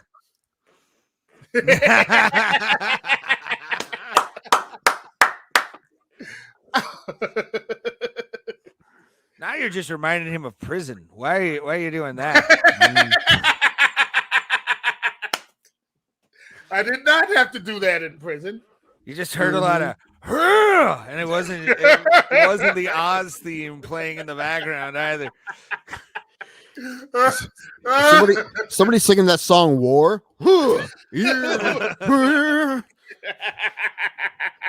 my asshole. Oh shit. Dropping the soap. What it isn't good for. Again, Ray, listen. The putt was on its way to the hole, and Ray gets out his driver, and he's like, "Let the big dog eat." And yeah. Boom! I just happy go more into the ocean. Just thank you, John. If I didn't have that Fago, I'd be fucked right now. Oh my God! It's if you're just joining us, we're doing our tequila quences. We do this every month for UFC pay-per-views. We spin a wheel. We do tequila shots. If our fighter loses, 4 shots for the first round, 3 shots for the second round, 2 shots for 4, 5, and 3, 4, and 5. And if it's a decision, we only have to do 1. Thomas has done 5. I have done 4. And we're about to have jail not fun. John 209 to me, I've never seen a photo of the dude, but the size that he's at, he's probably been in a couple squabbles in his life. I think he especially at 6'6". Like I think John, I disagree. Prison was fun for where I was. You went to a different you went to like a work camp, didn't you, or something? I went to pre-release, okay. But it was fun because I was down there with Cincinnati, Dayton, and Kentucky people. So I learned a whole new world exists because I'm from up here. So you felt like an Ivy League scholar, is what you're trying to say? No, I didn't feel like no, Dayton's not at all. You like, but you got me beat. Like LA County, I wouldn't want to do that shit either. Yeah, no, LA County. I've seen like I've seen lots of movies. Well, no, they had a show about going into prisons and like showing places, and I think LA County was one of them. It was on like MSNBC or CNBC or one of those that plays a lot of like crime drama bullshit. And LA County looked rough. Like that, the building itself looked old. People were like in pods that had like 15 guys to a fucking pod. It was kind of gnarly, man. Like I would never want to get in trouble in LA. That's not no. I'm too white and cute for that. That's well, you're one of those things. Definitely too white. I know. Damn. But no, yeah, man. Like LA County is no fucking joke. Like I would never want to even be near that. 30 days too, son. 30 days? Hey Thomas, got an idea. Oh, what you got? we're gonna take Tim off and give this show a true beautiful people thing, and do our last shot together since we're friends. Since All Tim decided to leave our friendship after I sent him that Kid Rock song, which I was on your side for. It's a shitty song. If you were on my side, you wouldn't make me listen to it. I would, because I wanted to hear how you felt about that song. Legitimately angry that you made me listen to it. I was legitimately angry I had to be subjected to it. Yeah, me too. So, right. Oh man. Yes. Let's do Tim take off. And then up. That's oh god. Here, I got it. I'll remove Tim from the stream. Yeah. So and then let me put it back to this so we can both see each other. And we'll tap the cam. And this is the last Tequila Quences shot of this month. Thank the good Lord. Holy shit. And we will see you guys for 271. All righty. Let's go.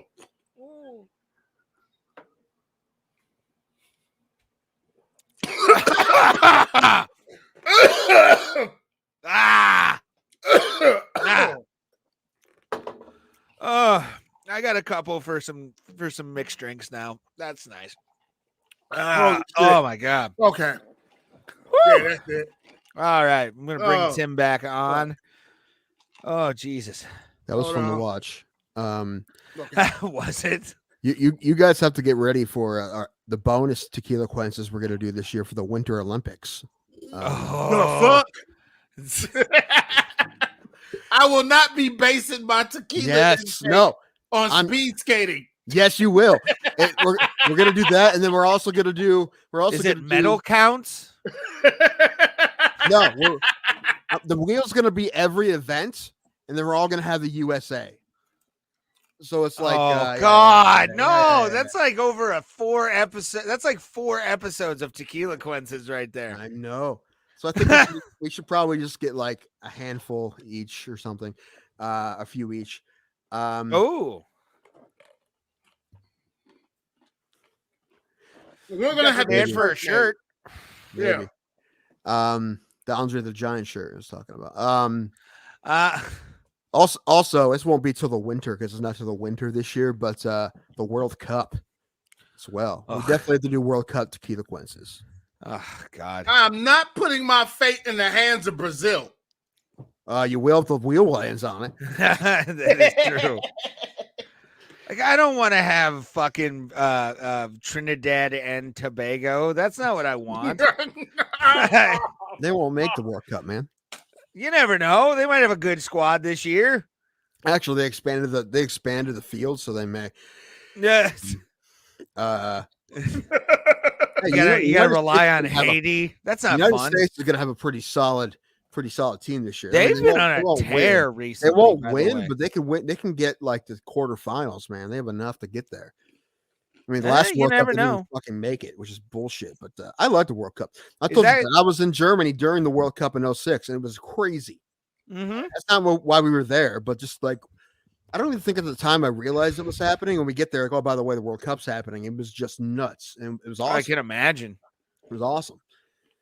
I'm excited for the one in the US. 4 more years until we get it? I think it'll be 2026. Yeah, 2026. I'm gonna try to go to one of those like matches somewhere. I don't think they announced for sure where they're going to be, but it's going to be. I think Kansas City is going to get some, and Dallas, New York, mostly the bigger cities, and Kansas City because the Arrowhead is kind of built like a soccer stadium. I wish they would come to Columbus just because it was like they made soccer history in this country. And I don't know if you know this, but Manfred Stadium, where the Crew used to play, was the first stadium in the United States specifically for soccer. Well, we're not going to get it. You never know. The Crew Stadium's too small, and they're not going to put it at the Shoe, which would be awesome if they did put it at the Shoe. That would be epic. You could fit 100,000 people in here. Yes. Yes, done. Done.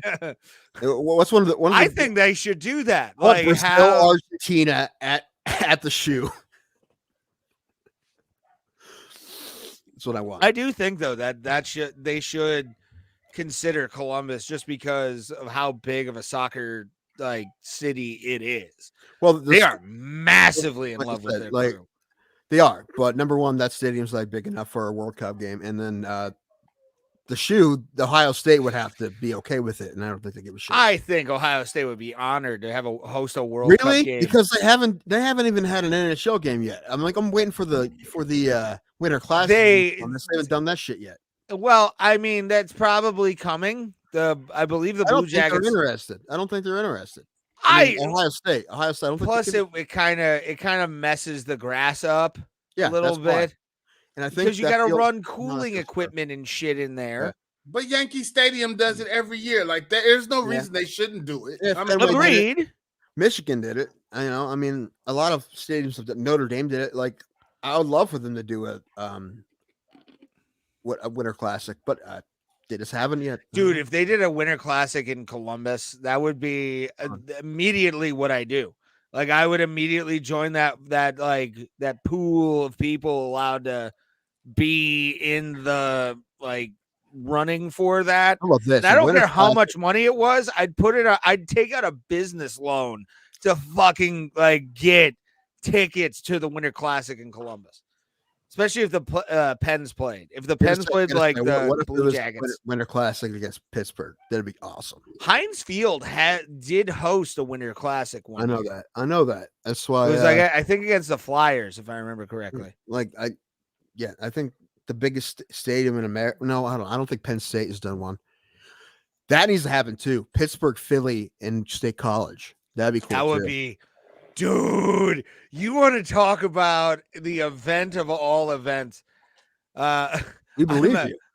Yeah, we believe you, and it's not because of your size, and you can probably crush us. But John 209 would be a dude I'd buy a beer for and be like, no, it's just in case a fight breaks out. I want to get behind you, and you're the one punching. That's all I want to do. Put my hand on your back and let you exit me out. That's all I want. I'm paying you right now for the privilege of your protection. I like that shit. What? Where were you? You were something. Then you went I will say this: State College would be a great thing for the Pens to play the Flyers. I think that would be a great location. I know. It's in the middle of basically the middle of both of them. So that'd be fantastic. I would take like 3 days off and just hang out in the wilds of Pennsylvania at that point. I've driven through that in pitch black. That was a weird time. But to go see the Pens play the Flyers in Penn State would be amazing. Although I feel like I would do too many jokes. I feel like I would go to certain locations and be like, look, Sandusky. I would be that guy. Oh, I'll have to go with you to punch you in the face every time. Damn. You get a Don Fry jab every time you make Either that or I'd be like, hey, look, everybody, look how cool and edgy and fresh my friend is. Just that. Yes, I would hope you would say that because I am. Hey, look, a cat. But hey, kitty time. Hey, baby. It's Bieber. Thomas, have you been able to find cat food? That's been a whole problem here. You know what? The cat food that Bruno eats, I've been able to find now. But it was like a couple of months. What do they eat? Wet food or urinary tract? Yeah. No, I meant Tim's cat. Do they eat wet food only or? Yeah, Bieber will almost eat anything, but Cookie's kind of picky, and then she won't.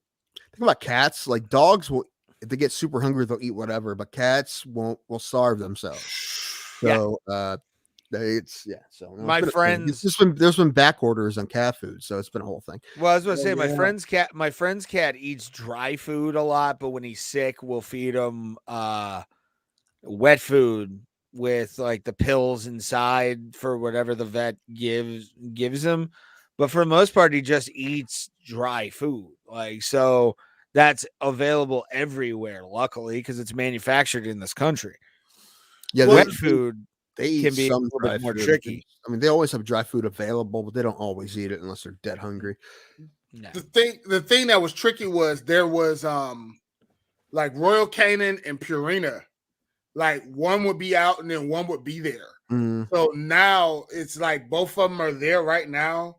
But then I had to go to that Hill Science diet, which I know my cat doesn't like pate, but he eats it. So I'm grateful because he wasn't eating dry food at first, but I got that Royal Canin dry food, so now he's eating it. But those it's serious.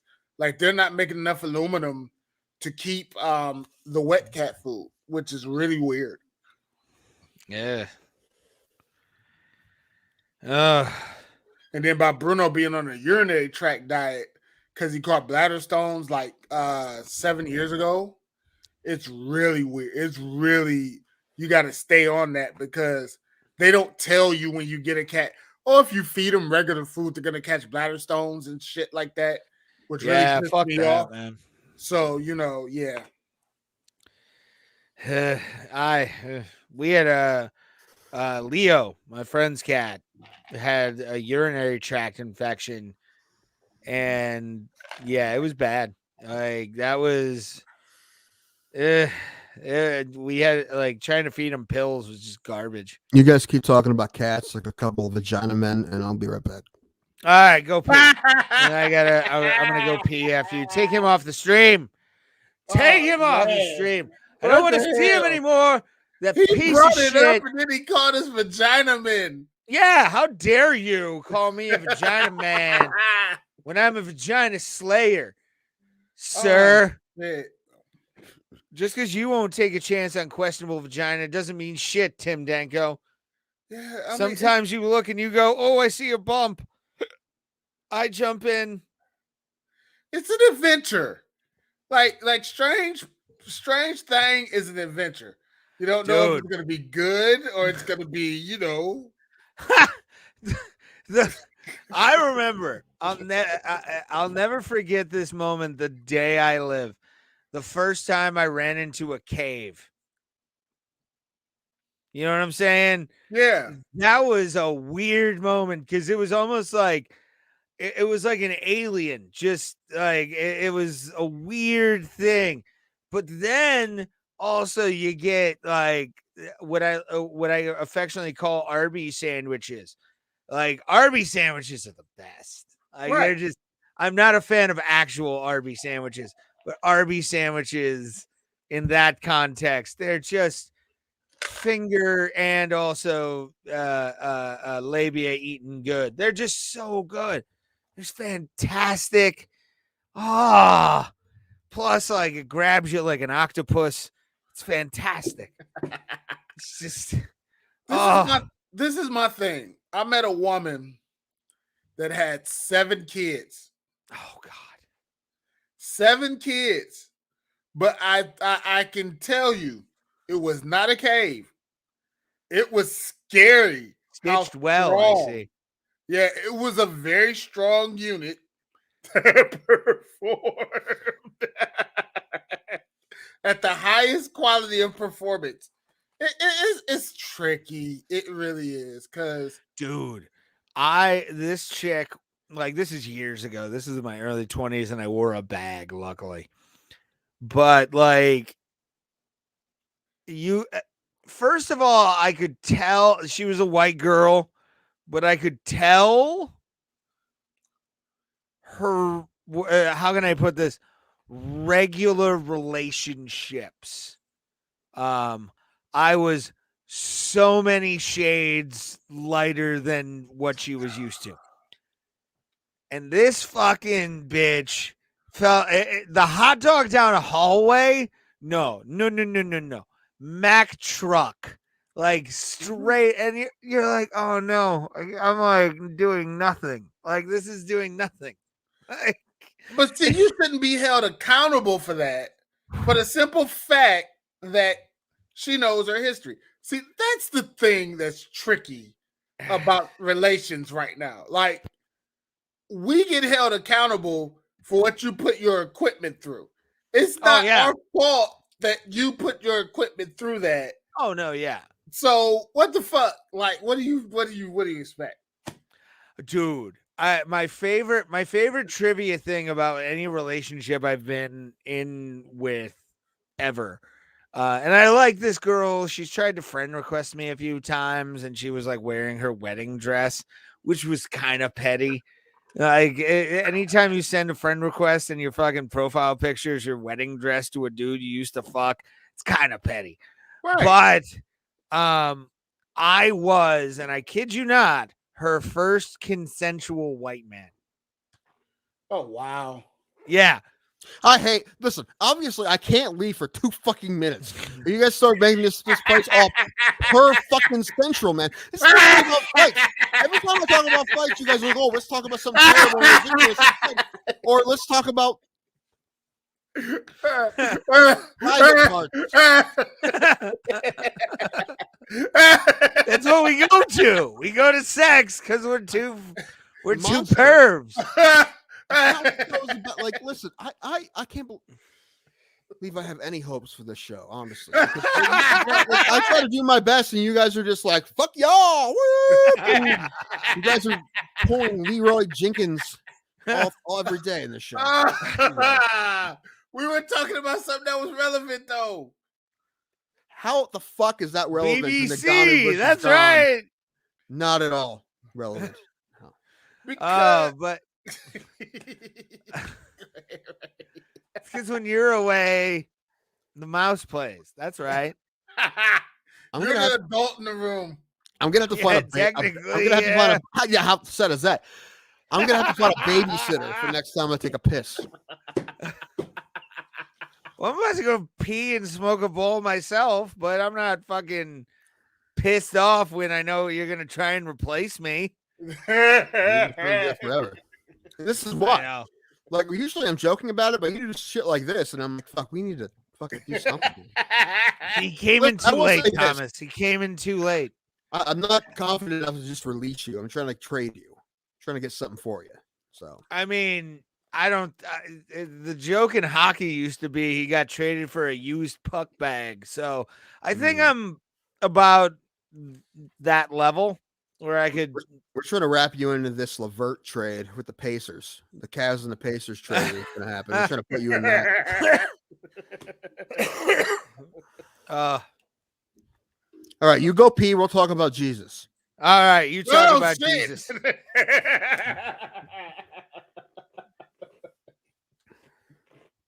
I'm sorry, Tim. I fell into the trap. Thomas, listen, as a producer, you need to, every time garbage content comes up, you have to push it away. That's your job. Blame it on this, okay? My coherency is fucked up right now. You should know better, Thomas. Hell, old Dean Wade had a good game last night. Yeah, he did. What I wanted to talk to you about was Saturday night. They said they were pissed at their performance. I have never seen an NBA team come out and say they're pissed about how they performed, and they won. They were pissed. Well, good, because that never happened when LeBron was here. That's what somebody brought up too. Yeah, somebody brought that up. Well, that's good. Trade deadline's coming out because we need a guard. We need a piece if we want to make an actual run. And I've heard Levert from Indiana, which would be great because he's an Ohio guy. I mean, if he plays for the Cavs, I'll forgive him for going to Michigan. But but what are they gonna? He's a great player. I mean, they're gonna have to give up a first round pick and probably a good young guy. But which one of the young guys will we give up? That's why I think they're playing Wade. Because I feel like if they show people that like he's pretty decent, maybe they can use him as a trade piece. Yeah, they're showcasing him for real. Yeah. I mean, I just love it that we're relevant. We're 10 games over, and LeBron James isn't here. That just shows that the sport has hope. No, dude, we're trading Sexton, Garland, and Allen for LeBron. God, no. No. I'm just happy because they're 10 games over 500. A certain sports host brought it up this morning. They said if we would have won by 2 and a certain person was here, LeBron, it'd be this big hubbub.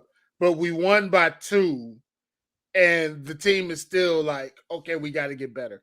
I just love that. I already had hope because of the Bucks, but this is just, I'm loving it. I'm loving it, man. Yeah. Oh shoot! What I was gonna say something about Grayson Allen. I had what he even reminds me of. It wasn't good. It wasn't good, whatever it was. But I can't remember. Shit, who was it? Oh, I think it was Tucker Carlson. He's like the Tucker Carlson of the NBA. He reminds me. Like he just seems like the super stuck up white dude. He's a great player, very good player. But he's even at Duke. He was just like that's what you think of when you think of Duke is Grayson Allen. That's why people hate Duke because they think they're all Grayson. At least Christian Laettner was actually a working class kid. People thought he wasn't, but he was. I thought Christian Laettner got a bad. He got a bad rap. He got a bad rap. He did because he was good. He stayed there 4 years, and he was kind of an asshole to other teams, but he was good. And people say he's a bust. I'm like, you can't say someone's a bust if they made an all-star team, right? He made one all-star team. That means he's not a bust, man. Like, I mean, yeah, he did put him on the Olympic team over Shaq, but you know, I'm hoping Darius Garland and Jared Allen make it to the All-Star game somehow. Yeah, I mean, it would be a travesty if they did. Come on. Is Allen okay? He didn't play. Is he all right? He had the sniffles yesterday. Okay. So, Lori being out too, that's a big thing.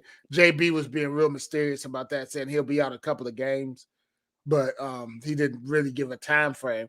I mean, if you don't love the Cavs right now, especially what we went through with our football season, if you're not on board with the Cavs right now, you suck. You know what? I'm gonna admit something. I always check the scores in the box scores, but I haven't watched the game all the way through all year. I check all the scores, but I haven't watched the game. You know, you don't have to like this team. Listen, I will admit that, like, look, I love the Cavs are my favorite basketball team by far. They're the only one I care about as far as professional basketball, but sometimes I don't pay a ton of attention to them. If you jump on the bandwagon and become a bandwagon fan right now, I wouldn't be mad. Because the thing is, I think if you're a bandwagon fan, if you have different favorite teams. Yeah. Right. But the Cavs are always my favorite team. Like me. Yeah. Like you. Yeah. Like you. But I don't become a Suns fan when the Cavs are terrible. Like I'm always a Cavs fan. It's just I watch them less when they're harder to watch. Yeah. But I should be watching them now because they're good. And I mean, but we know you're a Cavs fan. Like that's acceptable. Right. And I also will admit that I'm a Scotch fair weather. But the thing is, I'm never not a Cavs fan. I just don't watch them as much. Right. I always pay attention. I check scores, see how they're doing. But that's I always have enough knowledge to have a conversation at a bar about the Cavs. That's about it. But that's about it. But I should be watching more because they're quality entertainment now. And also NBA basketball isn't my favorite of all the sports I watch. It's okay, but I'm gonna admit that I really wasn't watching the Cavs. I watched the Bucks because Antetokounmpo is the anti-LeBron to me. He's so fucking evil that all he cares about is killing everybody. And that brought me into basketball. But with the Cavs being good again, I started back to watching their games, and that then brought me back to basketball. And that's acceptable. You know, like I said, if a bandwagon fan will hop on, yeah. The year Giannis was drafted was the year we drafted Anthony Bennett number 1. Yeah. Like how I will say though, there was a lot of bust in that draft, and no one was really looking at Giannis as like a top 5, top 10 pick anyway. So I don't really give. I mean, it's unfortunate that we didn't have Giannis, but because you're mad, I even know we probably wouldn't even have LeBron back if we had Giannis. It would have been a whole thing, or we traded him like we traded that Canadian kid. What was his name? Oh shit! Damn, not Tim. God, I can't remember. Minnesota. Andrew Wiggins. Is that Andrew Wiggins? Yeah. Yeah. Okay. Yeah, him. But anyway, you see that, and Anthony Bennett was a huge, but he was the only bust in that draft. There was a lot of busts in that draft. Oh yeah. That was a weird draft. Yeah. But the only star that came out of it was Antetokounmpo, who was like 16, 17 or something. And it's always a crapshoot with the international players too, because you don't know if they're going to come right away. That's always a thing. Right? That's why I got accused of being a bandwagon fan when it came to Giannis. No, I kept up with Giannis like his second year in the league because his story was so fascinating. the simple fact that they came from they were selling bootleg DVDs and bootleg watches in Greece to get their kids to play basketball. And him and his brother shared the same pair of basketball shoes when they were coming up in Greece. So I found that story fascinating. I've always been a Giannis fan. That's going to become the American stories here soon too. I mean, not just because not because they're like below the poverty line. It's just because how much it's going to cost for you to get actual legitimate sports training now, which we've talked about a million times. And we will again, probably, because well aware, anyone who watches podcasts, that it bothers me about travel sports and the fact that every kid can't play now if their parents don't have the have the money to do it. And it's unfortunate, and kids get left behind, and it shouldn't happen that way. So it's gonna happen like that in sport, like parents selling bootleg DVDs so they can put their kid in travel basketball in AAU basketball, right? I agree. And if there's like a 14-year-old who's 6'8" who can dunk, he's gonna find someone to pay for him. But that's not not everyone's like that. Some people, listen, there's guys under 6 foot in the NBA, so there have been stars, right? And no one thinks they're going to be the next whatever. I'm how hard was it probably for Muggsy Bogues, to show that he was good enough to, 5'3", that's short anywhere. That's short in life. 5'3", that's a little guy. But the fact that he was able to play as long as he did in the NBA. Avery Johnson is listed as 6 foot tall. I could tell you for a fact Avery Johnson is shorter than I am. Right. Because did I ever tell you that? He used to come into a place I worked in Texas all the time. He lived down there. The first time I saw him, Avery Johnson, the first time I saw him, I'm like, that guy looks familiar. And it's like 2008. He was working. It was in between coaching jobs, in between Dallas and the Nets, I think. So he's working for ESPN. And the first time I saw him, I'm like, that guy looks so familiar. And I'm like, holy shit, is that Avery Johnson? Like, I had no idea he lived down there. I'm like, oh shit, that's Avery Johnson. He comes in all the time. And super nice.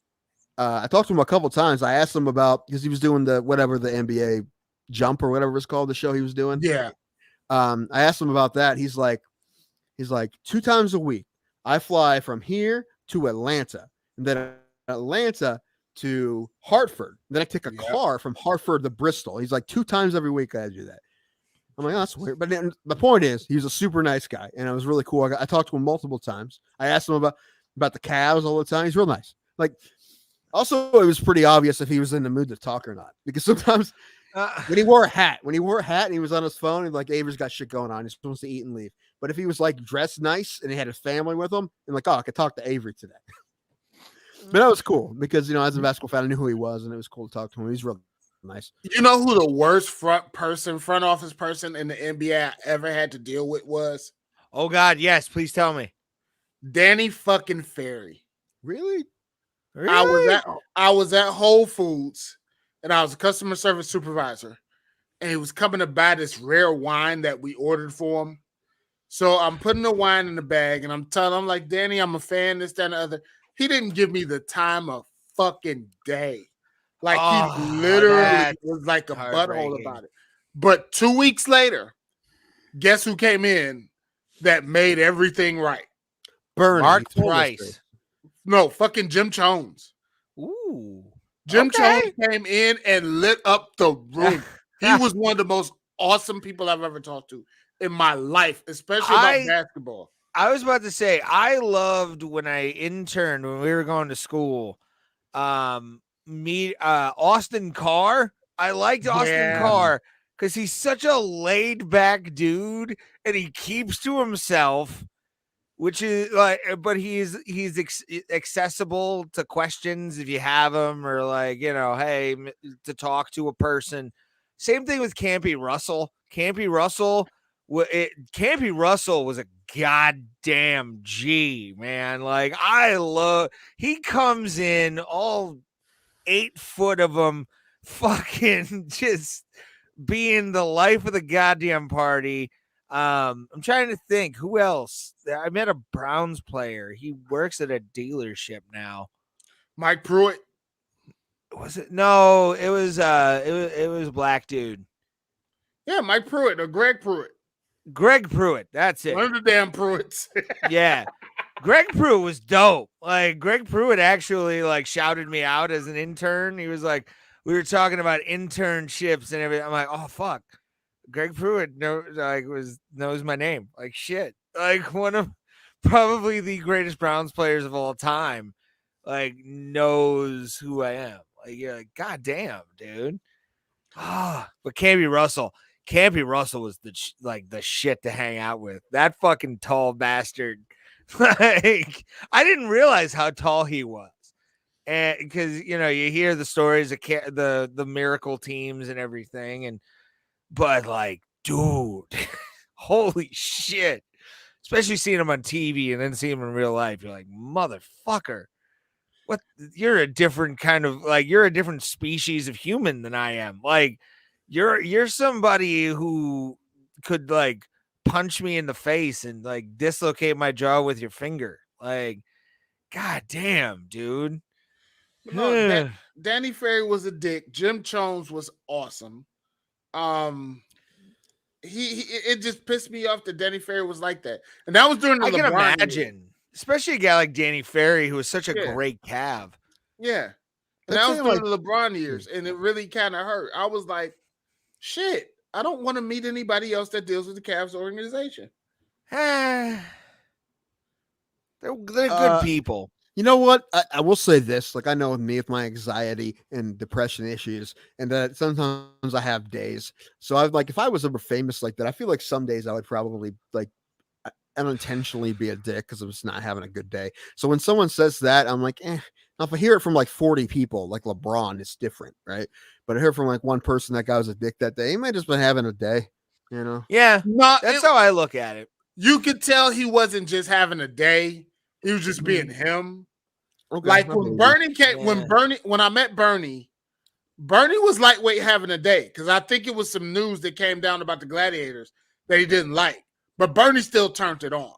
Like Jim Jones, you could tell that you were kind of interrupting his day, but he was nice enough to stand there and talk to you. Danny, it was that feeling of, okay, I'm the shit. Like, fuck you. You're just a customer service worker. And you could get that from him. Yeah.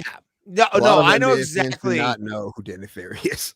Not everybody knows who Danny Ferry is. I know what you mean by that, man, because I've seen that with athlete. Oh God. He played for the Penguins.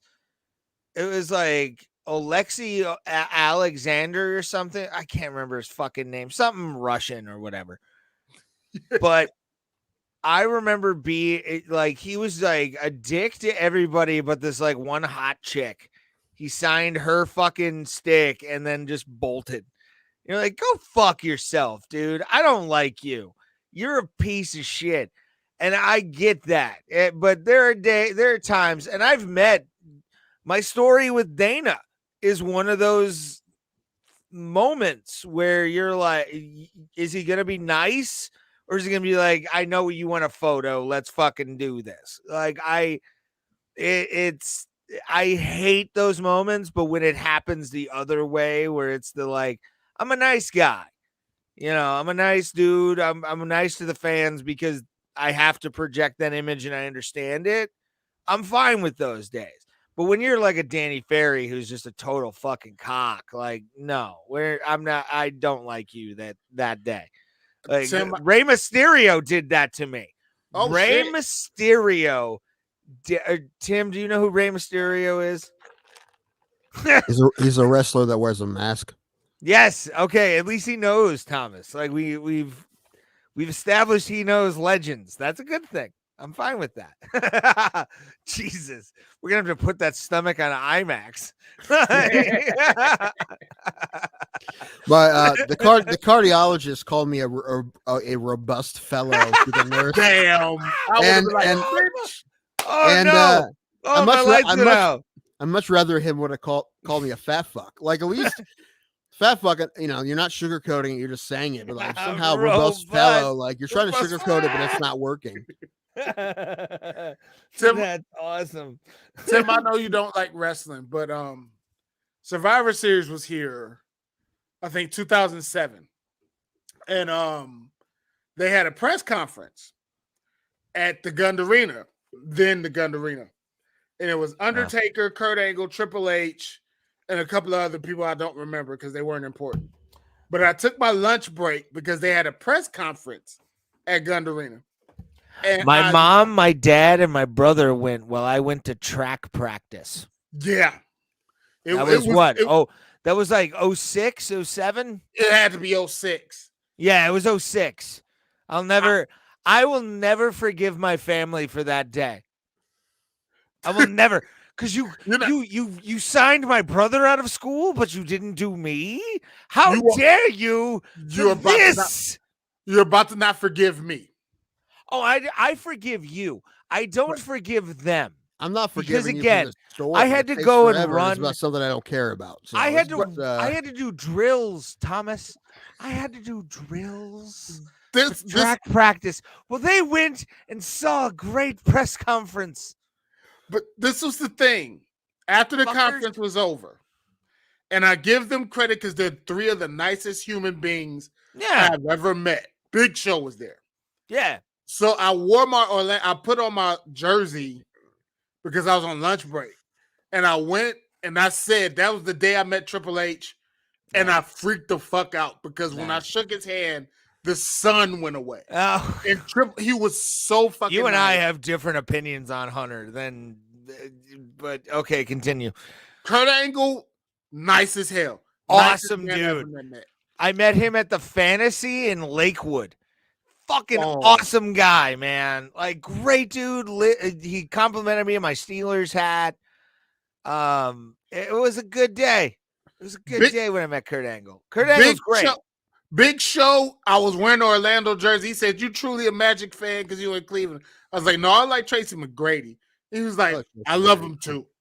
And he was just the nice.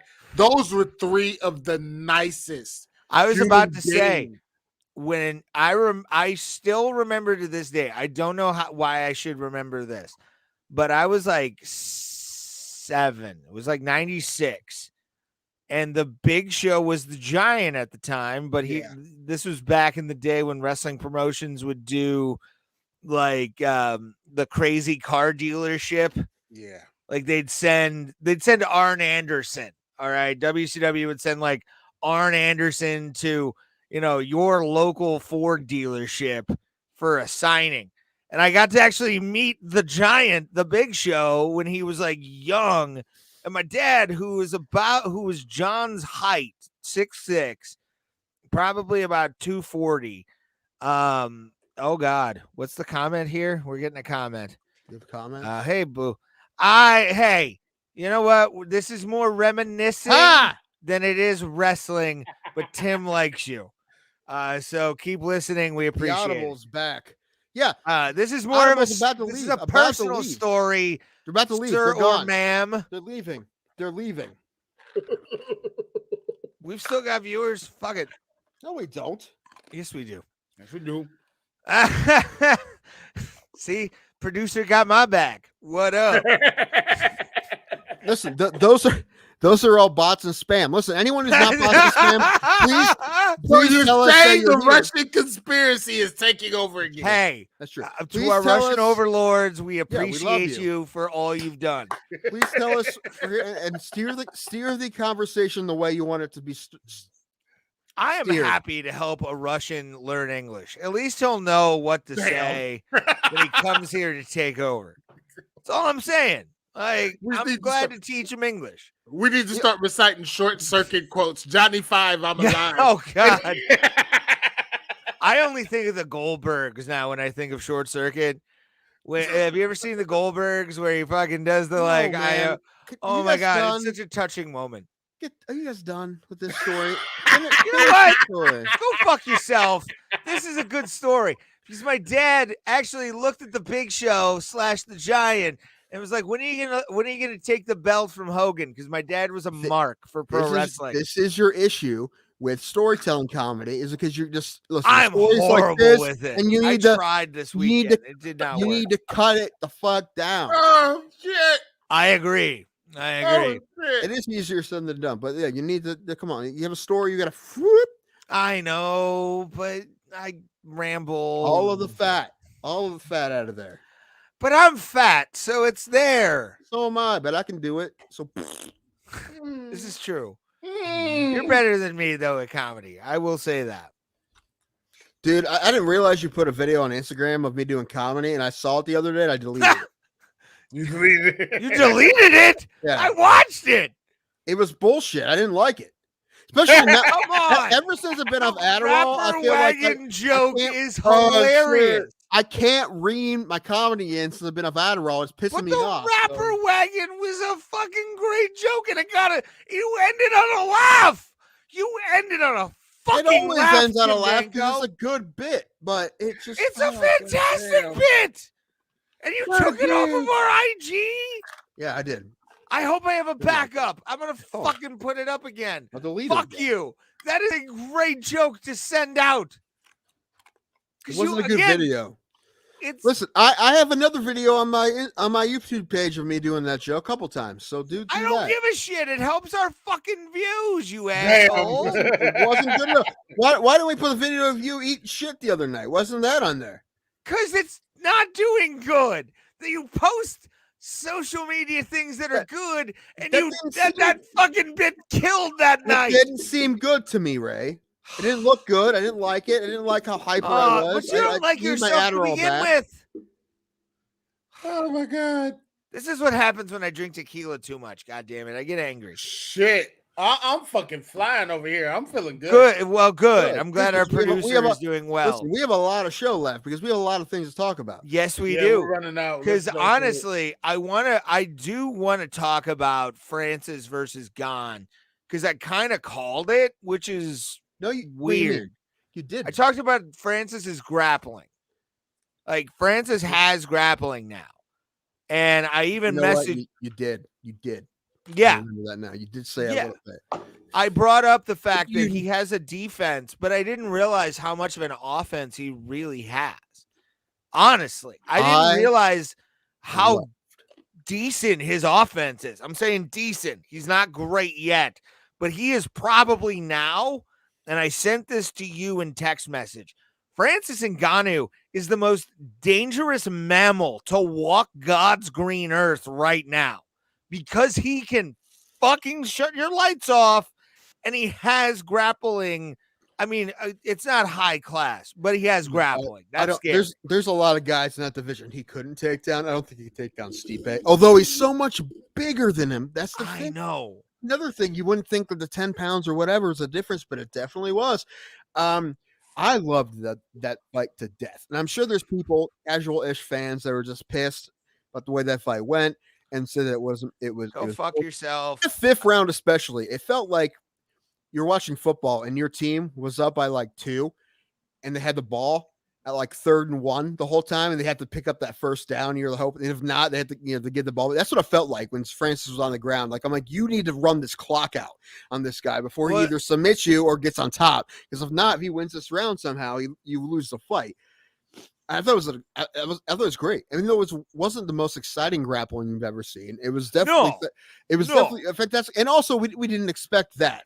No one did, not at all. Especially, and I love the reaction from Gane's coaches because they thought because they used to because they coached Francis, they knew everything about him. They've said that they know everything about him. They know how to fight, they know how to beat him. But no one expected that at all. And also, if you told me that was going to be a ground fight, I thought Gane would win anyway. But I don't. I honestly doubt they even drilled a little bit on the ground. I really think they just thought there was zero chance because they're super cocky about it. They are. That coach, I'm saying he's not a good coach. He is a good coach.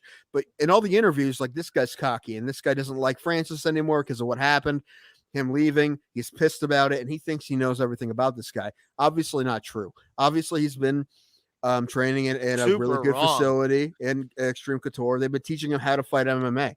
Yeah. And great, also, he had one fucking leg because he tore the ACL. His ACL and MCL. Yeah. Bad apparently. And the knee pads. When I saw the knee pads, and because I watched it afterwards because of the horrible night I had. I lost my bank card, had a shitty set. So I just stayed home. I think I watched YouTube and I played Grand Theft Auto San Andreas on my Switch. But Francis put him on both legs, by the way. What? Genius put the knee braces on both legs. Because you didn't know which one was the fucked up one. Yeah. The thing about that fight that really surprised me was Francis's ability also to evade some of the kicks that Gon was trying to throw, especially the front kicks. That first takedown that Francis and even DC said was just basically him powering through Cyril Gahn, was impressive for Francis, because I didn't expect it. I didn't expect him to have the ground game that he did. And for him to have the ground game against a guy who we both thought might, and he went for the Kimura a few times, did Cyril, but Francis, for some reason, looked way more comfortable on the ground than I expected. And that's what frightens me now about Francis. Like, Francis with a ground game, if he can go against guys and hold his own and grappling, he's gonna be champion until he retires, or until Dana fires him and they strip him of the belt. That probably happened first, but he showed that he could out grapple guys who aren't grapplers, like Gahn. Like I said, if he's trying to out grapple somebody like Stipe, I think it's different. But he did stuff his takedowns pretty easily. He was so much bigger than he was. I know that. I didn't think that'd be a problem until I saw that. I'm like, oh man, this is but also like one attempt though. That round only lasted a round and a half. Not like the first time when they fought for 5 rounds and it kept taking him down. So but that's when he was just the knockout artist. That's the thing. Like, Francis showed the fact that he's listening in class. Like and that, I'm not saying that's a bad thing. I'm saying that's a very good thing. But because now we look to the heavyweight division and we look to people who can beat Francis Ngannou is the question. I don't know. That like you think now, because he has a ground game. He has a ground game, dude. I still think Stipe can beat him. But they have to give him a fight. No, I'm not saying. I don't know where the next heavyweight fight is going to be, and it's going to be a minute. Stipe won't get a title shot. And that makes me mad. Do you see the push that's going on for Stipe? They got him doing a few more commercials. So maybe I know, because again, and we'll talk about this in a second, because I want to get your opinion on something that developed apparently during, like, literally day of fight, for Francis and his team. But Dana not coming into the cage. We'll talk about that in a second. And then him not being at the press conference. That's weird. We'll talk about that in a second. He never skips press conferences. We'll talk about that in a second. I have opinions. But this fucking guy. I don't see honestly, I want Derek Lewis and Francis in the rematch. I want to see those guys. Oh God, JBM, sir, you are coming in hard. Holy what? Jesus, baby, what the fuck? Can we send you the link because you come on here and we can yell at you for this? Listen, love you guys, number one. JBM, love you guys, he lost one fight because he made a mistake and got caught. I'll send you the thing and tell you why you're wrong. One fight because he made a mistake. Holy shit! Where is this coming? Are you just trying to stir us up, JBM? He's just trying to email us. I believe it's at brobroplata.com. You have our thing on file. .com. Or gmail.com. Shut up. I've done 5 tequila shots tonight like a man, and you're fucking questioning why I'm talking like shit. Jesse, we're fans, okay? But this is outrageous. Jesse, come on. We need you on this show right now. Outrageous. JB, oh my God. She lost one? Because he lost one? No. No. Email. No, we need send me your email right now. I will send you the link. I want you on this show right now.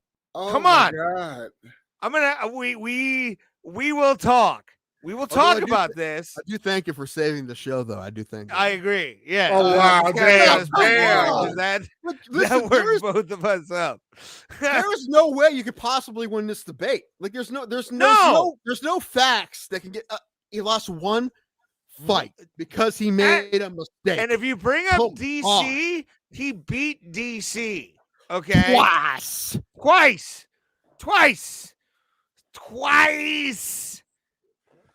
Oh, Stipe Miocic is the greatest UFC heavyweight, and to be honest with you, the only Cleveland athlete I throw 100% behind.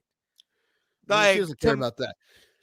Wait a minute. Dominant champion in the history of the UFC heavyweight division by greatest. By a lot. Francis has defended his belt one time. How many for Stipe? I don't know because I lost count. And I went to public school in Ohio. I can't count that high. A lot of time. This is true. This is a lot of time. It's way more true than it should be. To us? Again, he needs to stick to putting out fires. You know what? He is a good firefighter. He gets hired. So I'm gonna take that as a compliment. He can do both. He was retaining his belt and fighting fires on the side. That's one of the reasons I think that Dana White his firehouse would make him stand outside with the belt around his waist and then make him clean toilets. They still give him shit. Yeah. But honestly, I think one of the reasons Dana never liked him too much is because everyone gives him shit for fighter pay, and your baddest man on the planet. I mean, okay. Let me finish my damn it, Ray. Your baddest man on the planet is working a part-time job. It's working a part-time job. So, all right, Ross, bro. However, he doesn't need to. But Ray, you should have had about 8 less shots of tequila today. No, this is me because I'm combative because I'm on tequila. So this is gonna be a fun night. I'm on. You don't want no part of this shit, Ray Hocklack. I think I kind of want to. All right, just this once.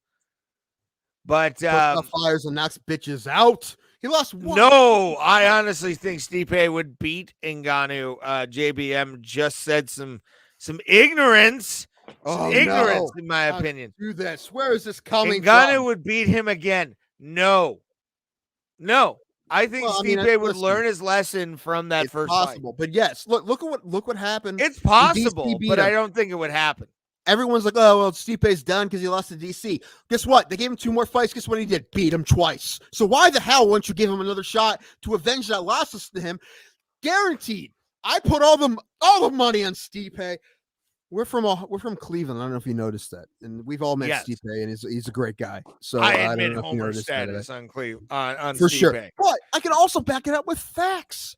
Yeah. So, listen, Steve. Yes, Fraser showed a little bit of grappling, but listen, their team up there have always made adjustments for Stipe, mm-hmm. and I also think they maybe only focus on Stipe, which is why all their other fighters don't do great up there in the UFC. And when I left, dude, but no offense, they'll learn their lesson.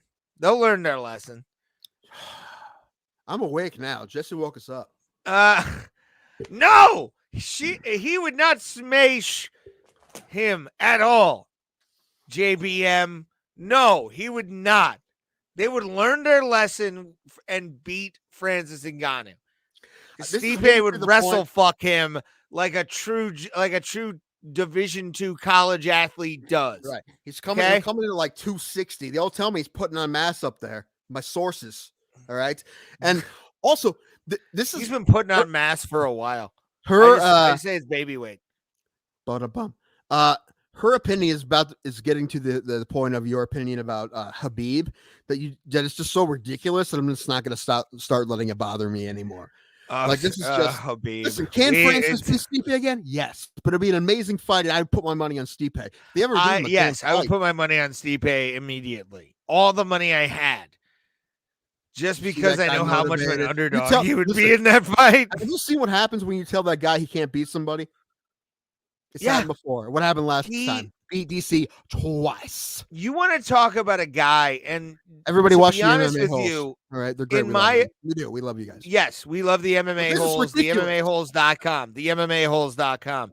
The MMAholes.com. Yeah, you can find us there right now. Yes, you can. It's on all of our Twitter posts. I was gonna call in last night, but I was tired. By the time the phone lines opened up, I had to go to bed. Yeah, I passed out around 10 Eastern time zone. They're in Arizona. I smoked a bowl and was like, "Yeah, I'm going to bed. Have a good night." I put on Anthony Cumia. I realized, oh fuck, you put on the new Kid Rock song and it rocked yourself. No. Again, it's a terrible song. I won't listen to it again.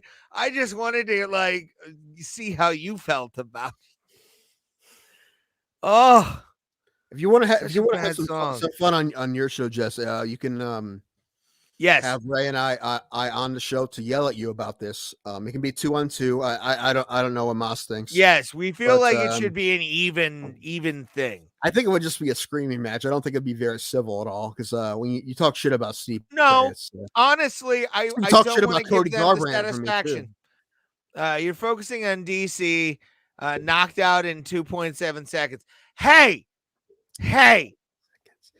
he tried. Second time had a takedown, and then also the DC fight. Yeah, that happened. That's what we're saying. Is once Stipe realizes his mistakes, he fixes said mistakes, and then is able to win fights. That's what happened. Yes, DC knocked him out, but he fixed the things he needed to fix, or the third and fight. then he beat the shit out of him twice. Dude, the third fight. To be honest with you, the third fight was the true ass whooping that Stipe wanted to put on DC. That third fight was the ass whooping. Like, he's learned so many lessons about Francis. I bet he's been up there in Independence, Ohio, at Strong Style, just learning how to beat that dude's ass, and then he's just waiting for it. He's just waiting for his chance. Do you want you know what? Mm-hmm. You know what? Dan wants to get rid of Francis as champion because he's all pissed about money and whatnot, all the shit, and maybe being racist. We'll talk about that in a minute too. Did we fund this text message, by the way? Hold on. Then give Stipe the shot, and then it's over. Text message. Because I was saying something else. You interrupted me, but I'm saying the point is you want him out. You want him out. You put Stipe in there. Okay. What is this? Can you put the comment up here? I mean, yes. Let's read this. Comment from JBM that just came in. I mean, yes, but you could say that about any fighter. The whole point of a loss is to learn from learn and find back better. Look at Francis versus Lewis. Honestly, I think Derek Lewis, if he got inside. If Derek Lewis got inside of Francis's power, Derek Lewis would beat the shit out of Francis Ngannou. Well, I don't agree with you on that. You know that. I don't think it's impossible, especially now if Francis can take him down. I don't think. No, I would work on defense if I was. As much as I love Derek Lewis, I don't think he's that good. Although Tai Tuivasa could be a little bit of a Listen, you know what's more in the cogs. We keep talking over each other. I know because you won't let me finish. You usually know when to let me finish. You've been terrible this whole time. This is true. And Thomas is laughing because I said let me finish. Anyway, you know what's more ridiculous than finish? You know what's more ridiculous than thinking that? You know what's can I talk, guys, on my own damn show? Listen. You know what's more ridiculous than thinking Francis will destroy Stipe is who Ray thinks is going to be. He said this in his own words. Who he thinks is going to be heavyweight champion at the end of 2022. You want to tell everyone, Ray? Derek Lewis? No, you said Tuivasa.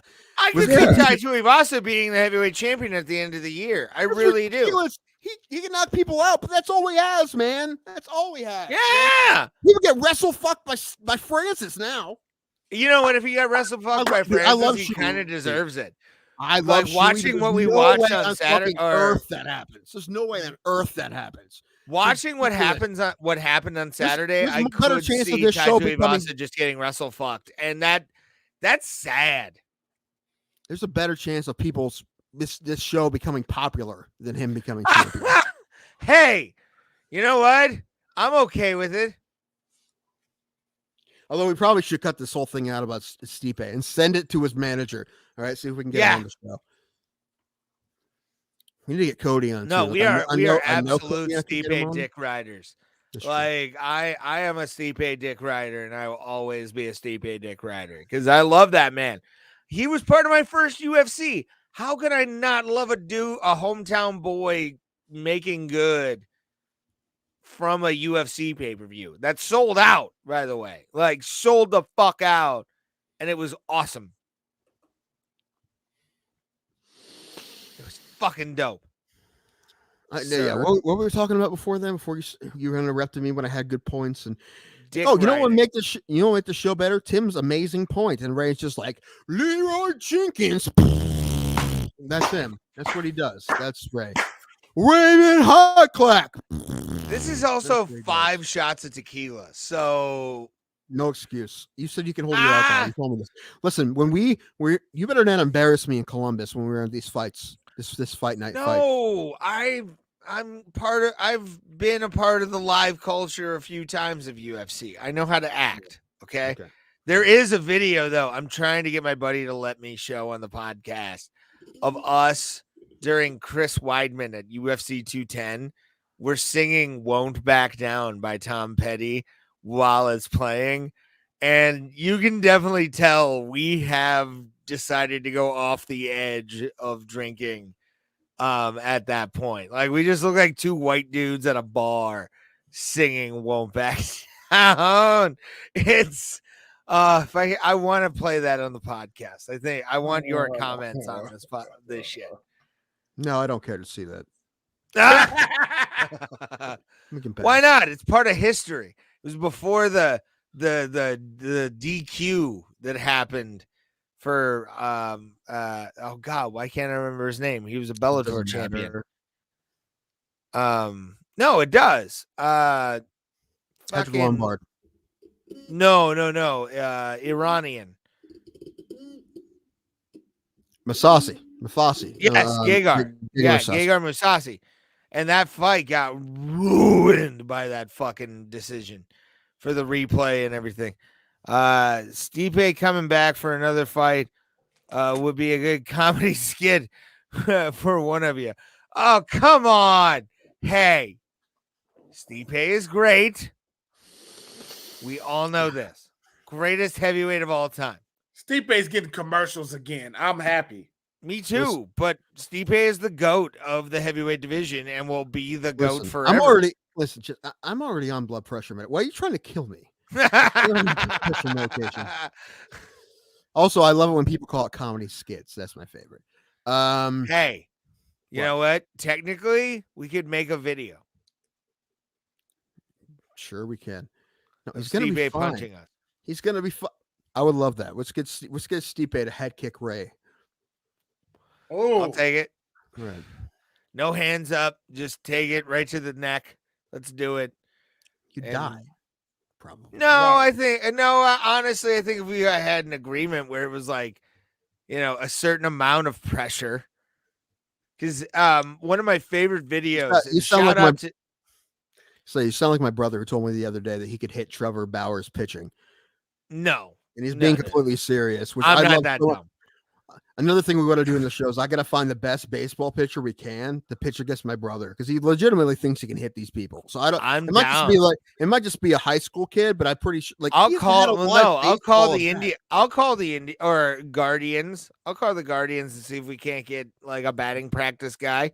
We won't be able to do that, but I think if we were like, hey, we want to do this. You can't get Butterbean on this show. What are you talking about? This is true. But I think, honestly, with enough persuasion, I think we could do it. I would love to see that. He would look like Stipe aged like 100 years in 6 months. Is that what you think happened? Like, what is?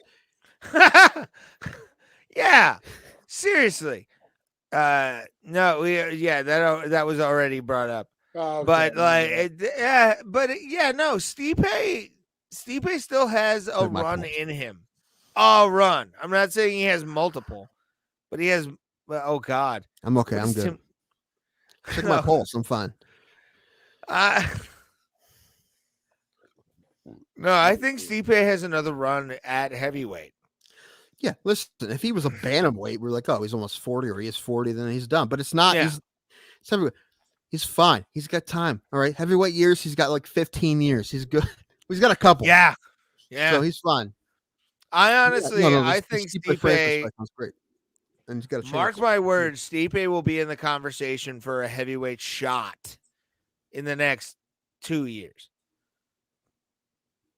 Well, who else is? I mean, yeah, maybe if Lewis beats Tuivasa, but then even then, it's like he got picked apart by Ghana. It wasn't even close. It looked like they were doing two different sports. Yeah, so, but I think honestly, yeah, Stipe got knocked out. But you remember the time that he grinded the hell out of him? I know what I just said. It's fine. I'll say it again. Grind the hell out of him. But you know what I mean. Do you guys think Nagano's got a future in boxing? Because they brought it up after the fight. Well, actually, I wanted to talk about something that involves boxing. Let's do that then. Let's talk about that.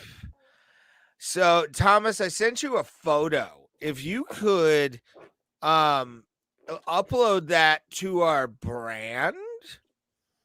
You find the text message for the photos? I'd like to show the photo just because, but I'm going to throw my opinion on this out right quick. Throw your opinion out. We don't need it. It's always nonsense. Yes, I agree with JBM. She just sent that comment of 1,000% he'll box. I honestly do, and I think he's going to get pieced up. But the UFC is suing the Francis Ngannou, and I'm going to say this team, not Francis himself. It's the team of Francis Ngannou that they're suing because they decided to do business with the wrong people. They're suing the promoter, right? They're suing Jake Paul's manager. Yeah. Well, they're suing Jake Paul's manager, and they're apparently suing Francis's manager because they were talking about doing something for boxing. Right. And how dare you offer our guy more money? All right. And more prestige. How dare you offer him I knew you were going to take this stance. I knew you were going to take this stance.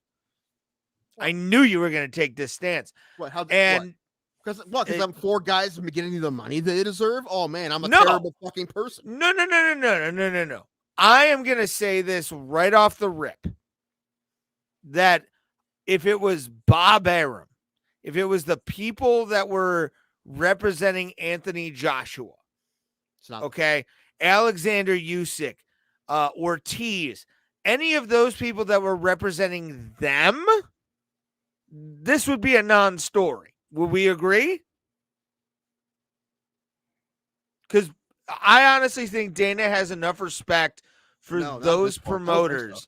Not this point. Honestly, no, because there's so much shit coming out about what they're paying Ngannou. There's not getting paid enough and all this shit. Is he a draw, though? You asked me a question. I'm trying to answer the question. Is he a fucking draw? Yes. You asked me a question. I'm trying to answer the question, and you won't let me answer the question. You want me to answer the question? I don't even remember what it was. Continue. No. I think at this point, they're talking so much shit about what they're paying or not paying Ngannou that if someone comes up with a bucket load of cash and make them look bad or try to take their fighter away, yes, I think so. Yeah. No, I honestly, I don't think. I understand where you're coming from. I understand where you're coming from. I could see that argument because the former CFO of Zuffa is Jake Paul's manager. Yes. Was he the CFO? I know he worked for him. I don't know what he was the CFO, former CFO of Zuffa. Okay. Now, Jake Paul. Is Thomas dead? And you can take Thomas. You can take this down. Okay. Because I kind of want to bring this into full screen so people can see my reactions here. Oh no! Oh shit! Just bring us back to what we had. There we go. Now, again, I have stated if it was Bob Arum, if it was a representation of Anthony Joshua, if it was somebody representing Alexander Usyk, if it was somebody representing Ortiz, I honestly think we wouldn't have an issue right now. But I understand the reason this is an issue is because it's the former CFO of Zuffa. He's shit talked Dana. So has Jake Paul. And Francis's fucking management messed up big time by even speaking with this guy. Speaking because they knew that this was a thing. And I'm not saying that they're in the wrong for doing it. I'm just saying it hurts Francis in the long run because of the fact that it's somebody involved with someone that Dana is at war with. This is a casualty of war that you will see in this Jake Paul versus Dana White feud. And sadly, it's Francis Ngannou, the heavyweight champion of the world. And if I was Francis, I would get totally new management. Like, they fucked up big time. I think they've been fucking them before then. Actually, they're not. Probably they've been weird to begin with. But I will say this: I will submit this part. I think it is a bigger deal because of who it is. Yeah. But a lot of times when you have different opinions than me, I think your opinions are absolute garbage. This time I don't. I understand where it's coming from and it makes sense. But I just think that if it was other boxing management as well trying to get Ngannou, that they still wouldn't be too happy about. Would they be as pissed? Probably not as pissed. Willing to work with like a Bob Arum or I can't remember who does Anthony Joshua's management. Listen, because of the pettiness of the UFC and Dana White, the things he's done in the past, then absolutely. Call it petty though? Because apparently this guy that was a former CFO had a problem with Dana, didn't like him. And now he's trying to like bring guys over with the idea of money, and I don't think that's a good thing. Yeah, they pull shit like this. Like, did you hear the story that came out today? That's which one? Kenny Florian. He said that they stopped giving him assignments as a broadcaster when he said he wouldn't coach tough. They were pissed at him because he wouldn't coach tough, so they stopped letting him have broadcasting gigs, and eventually he was out completely. That makes sense. That's shit they do. They get petty and they do shit like that. Yeah. But also, this is legitimate, though. Like, I'm not going to defend them on the Kenny Florian thing. Oh God, I was talking. It's fine. Oh, sorry. I don't even remember where I was going to go. I was going to say something like that. I honestly forget. I'm sorry. I got combative. You did. It's okay. You know what? Listen, I want everyone to know that Ray and I love each other. We do. But when we disagree, we legitimately disagree. But I don't hate him for it. It's fucking fun. It's our show. And that's the thing about this whole, like, the lawsuit and everything. Honestly, Francis's team needs to be a little bit smarter on this. They really do. Like, I think I know, and I believe if Thomas hasn't brought that up, the racist text message I haven't seen yet. Or no, I think I saw it on Instagram. But what I'm talking about is the fact that people are mad at the UFC for this whole like pay thing. Francis is he a draw? Maybe, but I mean, I don't. And then obviously the fact that you're talking to a guy who's been talking shit about your boss for damn near 2-3 years now about fighter pay and all this kind of stuff. If you talk to anybody even remotely near him, what are you doing? Like it's a dumb thing to do because it's going to hurt your bottom line altogether. In Francis Ngannou especially, I mean, that's probably why Dana didn't show up, is the fact that the lawsuit was there and the lawyers were like, don't even show up in the ring with this guy. It's kind of it's a move. Is it a move that looks shitty? Yes, but it's a lawsuit, bro. And you can't really do anything. And then Francis, you know what? I'm going to say this. Francis sounds like he's going to start calling for unionization of MMA. And if he does, bingo to what though? Send me what I said, bingo. But it definitely can't that be was everything the JBM. But again, like I don't think a union in professional MMA is going to be a thing.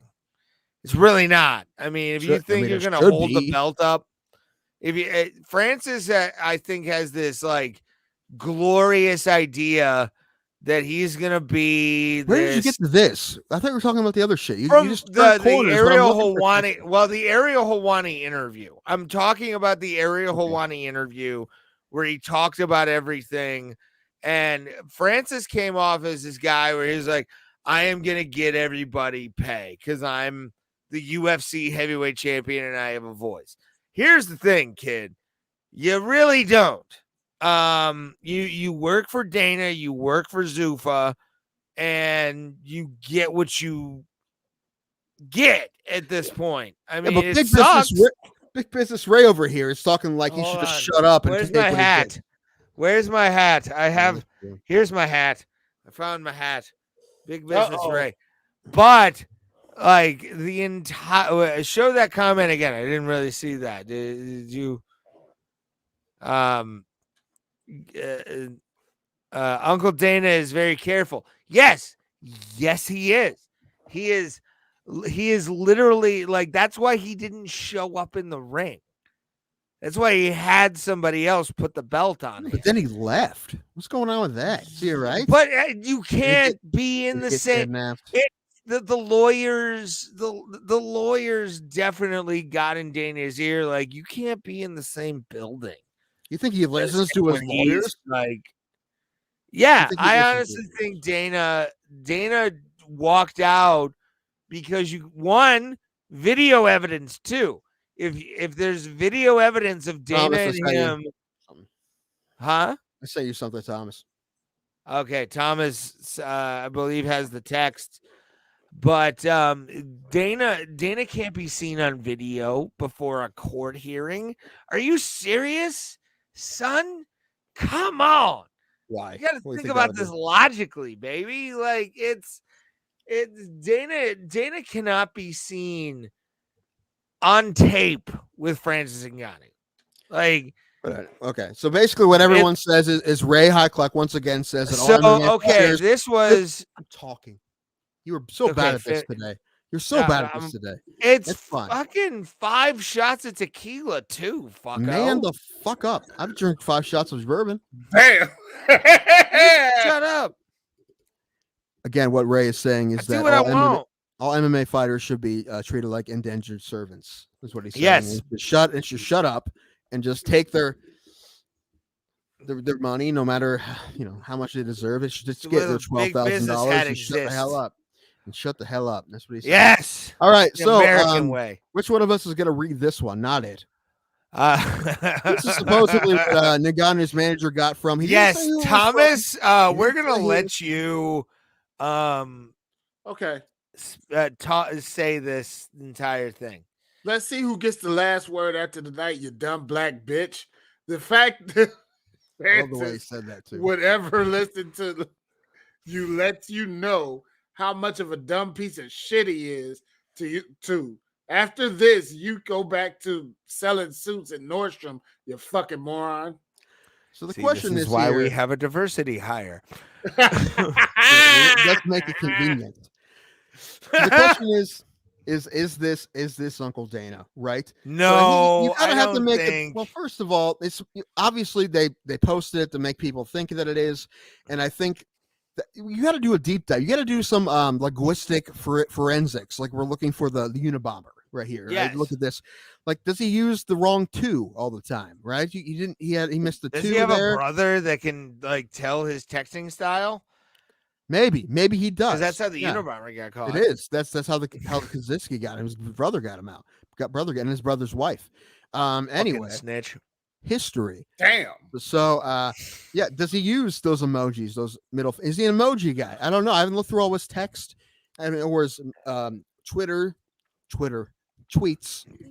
So I don't know. But I think they tried to if it wasn't him, they tried to frame him for sure because they want people to think that it was him. Do I think it was him? I'd like to think he's smarter than to throw racial shit. People send out the text message he sends people all the time. I feel like, and yes, he does sometimes do some stuff that don't make a whole lot of sense because he's Dana and maybe he isn't thinking straight. But I feel like he's smart enough. Dana seems like the kind of guy that would dot T's and cross I's. Like he doesn't seem like the kind of guy who would send any kind of racial stuff via text. Like I feel like Dana's more of a WhatsApp guy for his racial stuff. Oh God, it was JBM that wrote that. I didn't realize you guys are in Vegas. Next time I'm in Vegas, we need to hang out. All of y'all. I'm down. I'll come in for a fight. What are you talking about? That fight wasn't even in Vegas. What are you talking about? Ray, you're nuts. You're insane. I was in Anaheim. Ray's not allowed to drink on the podcast anymore. Can't look at this. All he does is it was in Anaheim. What are you talking about? I know it was at where my D2, the Mighty Ducks, their back was shot. I can't. It was actually. It was the pond in Anaheim. Was the global finals for that hockey tournament. I know they beat Iceland. I saw it. All right, so it's why were they black and gray like the team from the first movie is my question. Like, did you notice that? Like the same all the teams they play are black. Yeah, even the third one, they're black too. Yeah, like what? Yeah. Oh God. You know why? The bad guys have a little flair. Racist. Listen, they cast Juicy Smollett in the first one. After that, they're like, we're done. We're done with this. Let's be racist. That was the second one, I thought. I thought it was the second one. I think it's the first. It's the first one. Was he? No wonder I don't remember him. Yeah, because that character's name was Jesse Hall, and he had a brother, and the brother was Smollett played the brother, but in the second one, he wasn't in it. Smollett was in that shit. No, he wasn't in the second one. No, he's in the first one. They replaced him with the better fucking Kenan Thompson. All right. The second one, yeah. Kenan Thompson made D2 the Mighty Ducks were back. Like he was the reason that movie fucking ruled. And it's not because of the knuckle puck. It's because it was Kenan fucking Thompson. People now know that the knuckle puck is a legitimate shot in hockey. It's not. But anyway. It is. It is not. Dude, when I worked for the Cleveland Monsters the first year, and I did a Cavs game, I can't tell you how many drunk Avon Lake white bitches wanted to do a knuckle puck. So many. So many. I'll give you a knuckle puck. It's all been the choppers. What the fuck? So me and Thomas are going to pro wrestling, everybody. Hey, tomorrow you guys do that. Tomorrow these two losers are going to an AEW show. I'm going to be home being a man. CM Punk. Dude, I hope he's on Rampage. That's all I'm hoping because he's billed for like a promo on the show or whatever. Is Mike Jackson going to wrestle on Rampage? Mike Jackson going to be there to beat his ass? No, sadly, Mike Jackson is cowering in fear from Pat Miletich. That's what he's doing. We still need him on. That's the best thing about it. If we get Mike Jackson, we have to be dicks to him. Yeah, it's strange because we took Pat's side, so we can't. Yeah, especially after the shit performance he put on against CM Punk. And I will tell him that. Like, it was like you could have beaten CM Punk easily, and you toyed with him for fucking 3 rounds at UFC 208. Go fuck yourself, sir. I don't like Mike Jackson. I think he's too much. I have a question. Go ahead. No, you have a question? It was about something else, so you can finish your sentence. No, Mike Jackson I don't think he's good enough to beat Pat Miletich. Like, Pat Probably would not. eat him for breakfast. At 55 years old or however old Pat is. Anyway. I mean, you saw that kickboxing match. He actually did pretty well. Yeah, and they were basically sparring too. I mean, he technically lost, but anyway. I think he lost. Or won, I mean. It was, like I said, it was. But like you said, when he was on our show, which everyone watched that because it was a great interview. Thanks to Pat and no one else. We didn't do anything. It was all Pat. He liked Michael Nunn. He doesn't like Mike Jackson. No, at all. Yeah. And I don't blame him. I would love to see that. Absolutely love to see that. He's like 20 years older than him. And I would go. I want to go to Iowa. We'll hang out with Gene Yes. Walker. Yes. Oh, that would be so cool. Look at Thomas. He's dead. Look at that. I'm alive. I heard that. It's the tequila. It's the tequila. I guarantee it. This is what happens on tequila quinces. We're starting to get bad with it. So what I haven't, because my fighters won. Yeah. Thank you to Ganu and the Demopolis lady who then jumped into Joe Rogan's arms, which is what I'll do someday if I ever meet him. I'll jump into his arms. I'm happy for you, Tim, because like I said, you took a punishment that first tequila quinces we did. So I'm happy for you, brother. That was pretty. You had a bad night. I think I had like 1 or 2. You had like 6. 5 was the most I've had, and 6 is the second most. Alan had 7 last time. Right. And he did them all pretty quickly. He manned that up. I mean, he had to drink rum because he didn't have tequila, but he drank it all pretty quick. He knocked that out in about 10 minutes, which is pretty impressive. But there's more. Listen, there's a lot more. We haven't talked even about the other championship fight yet. Yeah, no, we need to talk about that because that fight was a goddamn classic. I don't think I'd ever be wanting a 4th fight. 3. I mean, I'm not even a big rematch guy, but like what in trilogies, I'm down for a 4th. Yeah, now I'm thinking a quadrilogy. I'm like, that has to happen now. It's like what we said before. I'm like, what if? Because the first one was a draw. The only way that makes sense is if one of them was a draw, right? Like we said with Wilder and Fury. If Wilder would have beat Fury the last time, you had to have a 4th fight. I feel like the 4th fight needs to happen. And Figueiredo said Mexico. That'd be awesome if it was in Mexico. You want to go to Mexico, Ray? Let's go to Mexico. I'd get a passport for that. That fight, I honestly thought Brendan Moreno edged him out. Very close. Yeah, where I thought the 49 went to Brandon Moreno. It was a very close fight, and what I think really kind of won Davidson Figueiredo that fight was that 3rd round where he dropped Brandon Moreno with the overhand and then had him in serious trouble also with a guillotine. But I could see that fight going either way. I picked Moreno because I thought he had Davidson a little bit more in danger during that fight, but I'm excited for a 4th fight. I think that's what the flyweight division needs right now is this quadrilogy to be a thing because they're the top 2 stars in the UFC's flyweight division. And this is coming off of, by the way, probably the most dominant performance in MMA history for a champion ever in Demetrius Johnson.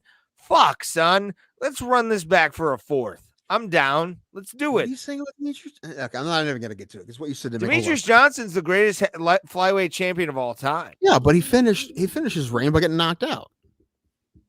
Yeah. Anyway, Cejudo's the man. Anyway, Cejudo's a great coach. You don't need the 4th fight. Wait. You know what? Originally, like I said, a 4th fight in general, I'm like, that's Danhausen. Yeah. That's awesome. Take a couple breaths. I hope that is the actual Danhausen, to be honest with you. Take a couple breaths here. Pray. He has teeth. You can do this. All right. Anyway. Damn. Originally, I didn't think 4 fights would be interesting, but at this point, listen, some guys were born to fight each other, and I think Brandon Moreno and Deiveson Figueiredo were born to fight each other, and I think one more fight would absolutely be entertaining. Just the thought of a 4th fight is like, again, but all these fights have been so good. I mean, the first and the third are amazing fights. The second one was a great finish by Moreno. I'm like, yeah.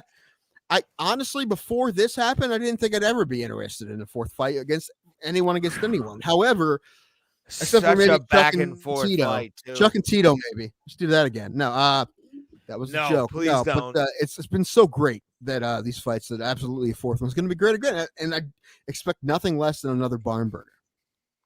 Yeah, I agree. Like, the thing about these two is they complement each other so well in speed that especially when Figueiredo was getting a little bit of offense, Moreno no-sold a majority of it and was able to kind of give a little bit back and stumble Figueiredo on that.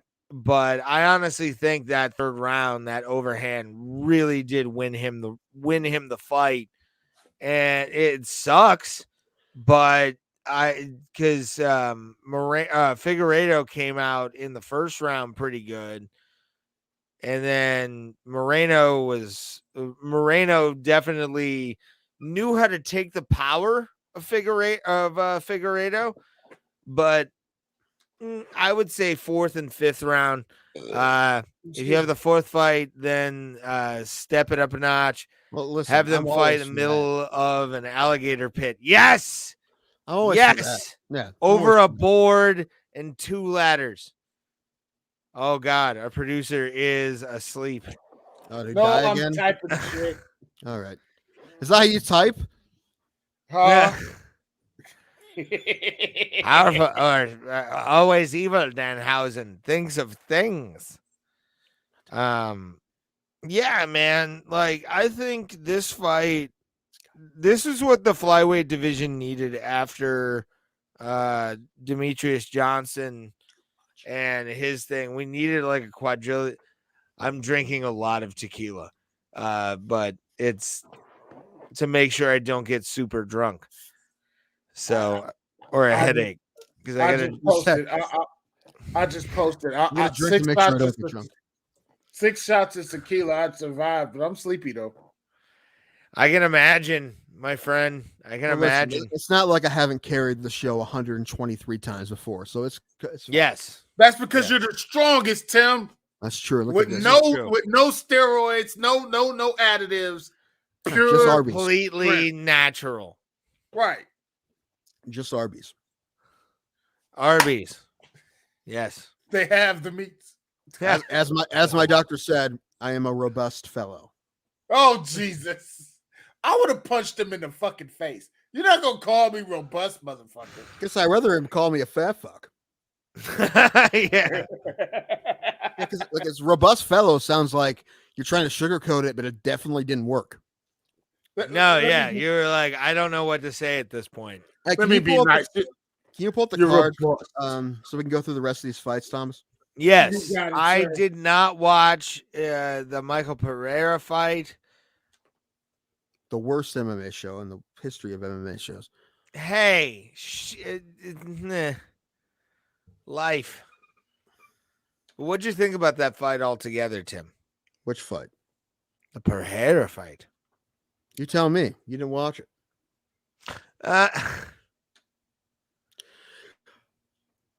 Pereira showed he was the better fighter in about the 2nd round or so, right? At first, you thought how do you say his name? Bro Plata, butchering names since 2020. Stamen? No, that's the.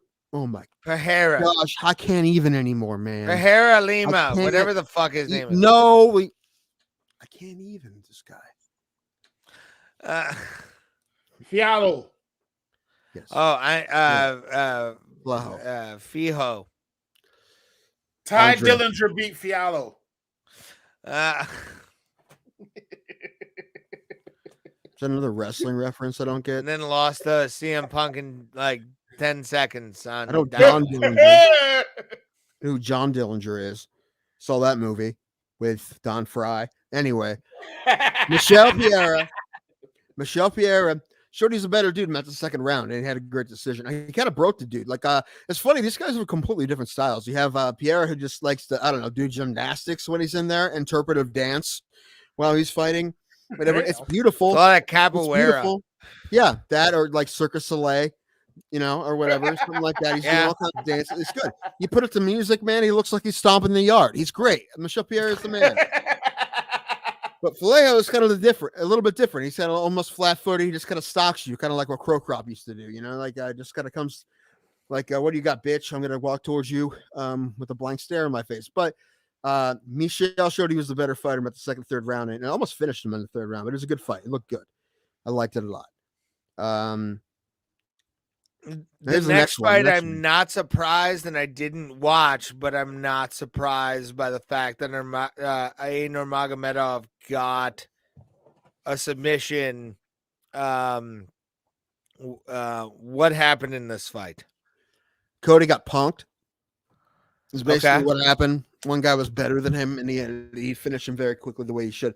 I want to tell everyone that Ray, before he had Pete Rodriguez, had Saeed in tequila quenches, which means he would not have to drink 4 shots of tequila. He decided to put him back because of his hatred for Islam, this monster.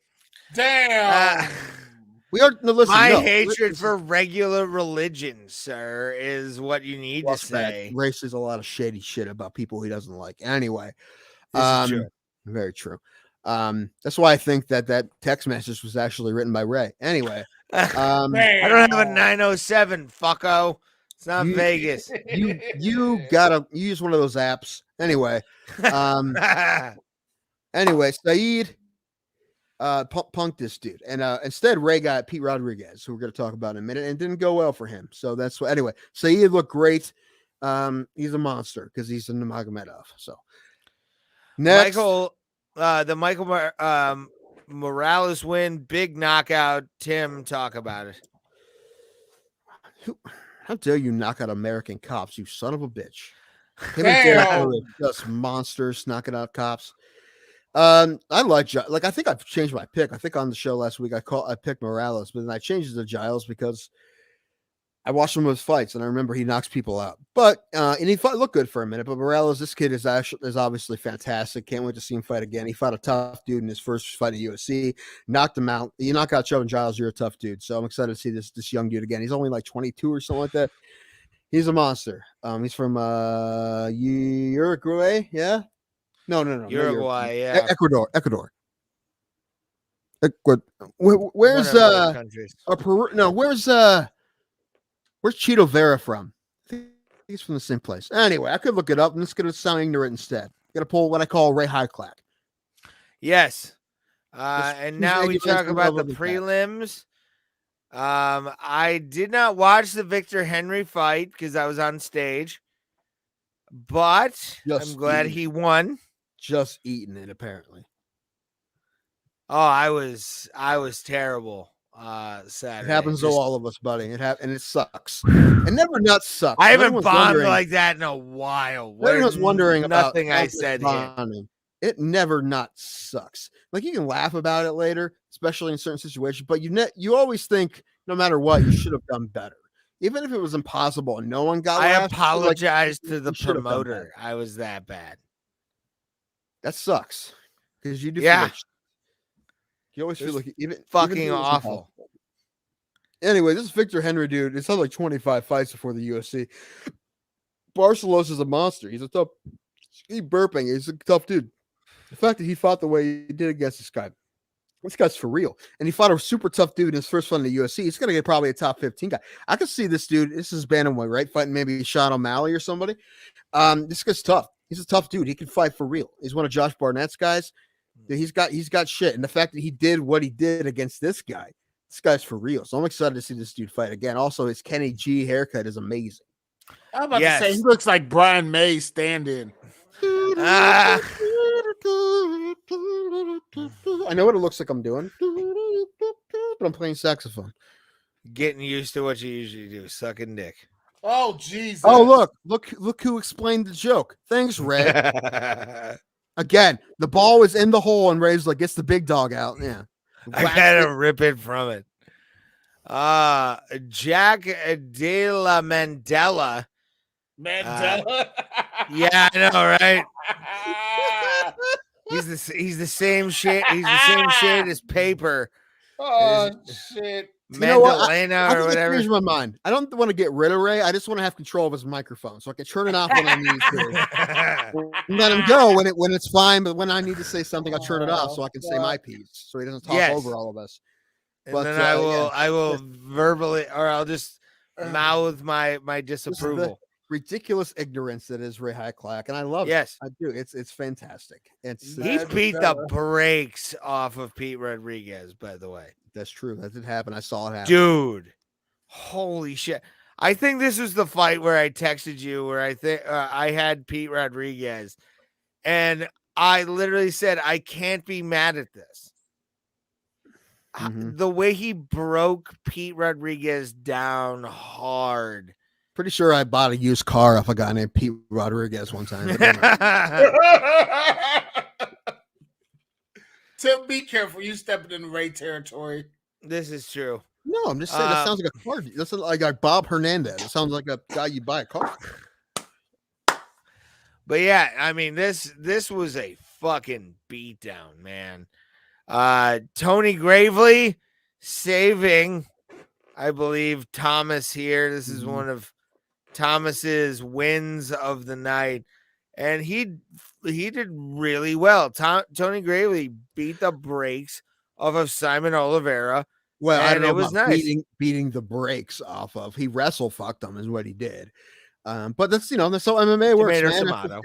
If a guy is completely different things, you know this. This is coming from someone who talks shit about wrestlers all the time. Boo. Specifically one wrestler. Anyway, who finishes people, by the way. Habib. Anyway. And also tells Muslim women to, fight for their husband at home. But there's that. Christ. I don't know. I'm just saying it's on videotape. Him saying that. Remember. If we were worth canceling, we'd be canceled, but we're not worth canceling. How is that cancel worthy when I'm talking about a sexist? You're a sexist. Anyway, you are. I've been known to be. Yeah, a lot in this show. Anyway, Gravely said that Gravely, that's what it is. Gravely. Yeah, this is a weird name. Anyway, Tony Gravely. He showed that if you can be better at a lot of things than the guy you're fighting, but if you're a better wrestler, if he's a better wrestler than you, then you can be in trouble. And that's what happened. He just, he wrestle fucked him. He did a good job, though. I mean, he won the fight. So good for him. I guess a tough guy. So good for him. Absolutely. Matt Fervola. The steamroller. Steamroller. What do you think about this one? I didn't expect this to happen a little bit. I don't think I picked Fervola. I didn't, but he knocked him out. Good for him because he needed a win. This is a guy he's new to UFC, Valdez, and then Fervola knocked his ass out. He looked great. Great job. He's always the exciting guy to watch fight.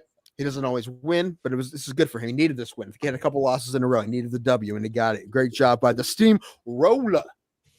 Matt Fervola. Let's go to the early prelims, Thomas. You got it. Oh shit! Wait a minute. I'm driving drunk. Hold on. Here we go. We all are. I think you guys should have to do 6 shots each before each episode. No, but you should. No. Listen, you should do it before the episode. So by the end of it, you guys are sobering up, so that we can finish strong. We ain't finishing strong on my end. You know my act. I never finish strong. Anyway, you talk shit about me. Didn't you call me not a comedian the other day? Possibly. Yeah, you do that a lot. Anyway. Juarez and Demopoulos. This fight was great. Not Ray. Thomas, did you see this fight? No, I didn't. I came in with Moreno. This was the one, man, because I had Demopoulos, you had Juarez, and she dropped Demopoulos, and I'm like, oh shit, it's done. I have to. I'm yelling at the TV. No, like that high. No, as I'm grabbing my testicles. Hitting a high C. And then the whole time, like a bat in the hell. Anyway, because I thought that she was done, but she ended up getting her Gardens finished her, which went from me having to do 4 shots to Thomas having to do 4 shots in about 20 seconds time, which was great. Listen, that would have been one that would have been great if we were in the same place. That would have been a lot of fun if you and I were yelling at the TV. I haven't even met Thomas in person, everybody. I love him to death, and I haven't even met him. That's a tragedy. I can't wait. I cannot wait. I can't fucking wait. That needs to be. I'm fatter than you think I am. That needs to be remedied. This is true for sure. And then the Kay Hansen, Jazz Divigius fight. She did great. She was bigger than Hansen. She used it well. She was longer. She used her jab well, and she clinched well and used her size well. She looked really good. She was an underdog. She looked great. She dominated this fight for the most part. Got a great decision, and that's that. There's no fights this weekend. At least for the UFC. No fights this weekend. I guess they're making room for something that you don't like, Tim. Football. There's a big comeback happening this weekend in a certain company, and I know you don't want to hear about it, so we're not going to talk about the Royal Rumble. I understand. Well, they're not. Oh, you know what? You know what? That may be true. They maybe not want to go. Well, no. Listen. They've gone up with pay-per-views against with their fight nights before, because it's not. I mean, pay-per-view is different, but it wouldn't be a pay-per-view. It would have been a fight night. I think it's just a scheduling thing, probably. Well, it's gonna be shitty because now WWE is putting their pay-per-views purposely on Saturdays, so it's gonna be shitty. We're gonna. They used to be Sundays, right? Yeah, but this weekend Ronda Rousey's coming back. Oh, cool. That's cool. Is Ray quitting? I think Ray is out. He's tapping out. Ray is tapping out. All right, we'll see if he comes back or not. We can finish this with Adam. Actually, you know what? We can talk about all kinds of stuff that Ray is in here that Ray doesn't like about equality. Just general equality. You know, how everyone deserves a shot. That's one. I just hate I came into the fights late Saturday. I had a whole bunch of stuff going on.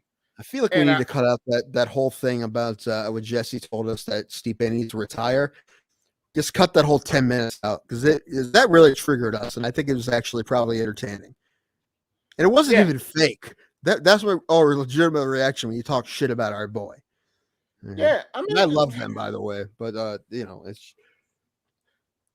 I think but I think that's nationwide. I don't think people get an appreciation of Stipe. That's why I was glad that he got the GovX spots and it was all through the NFL playoffs. So I know it was nationwide coverage, because I don't think Stipe gets enough coverage for who he is. I mean, they want him to be different than he is. He's such a nice guy. Like, he beats everybody's asses. He's the baddest man on the planet, or was, and he's just a nice dude.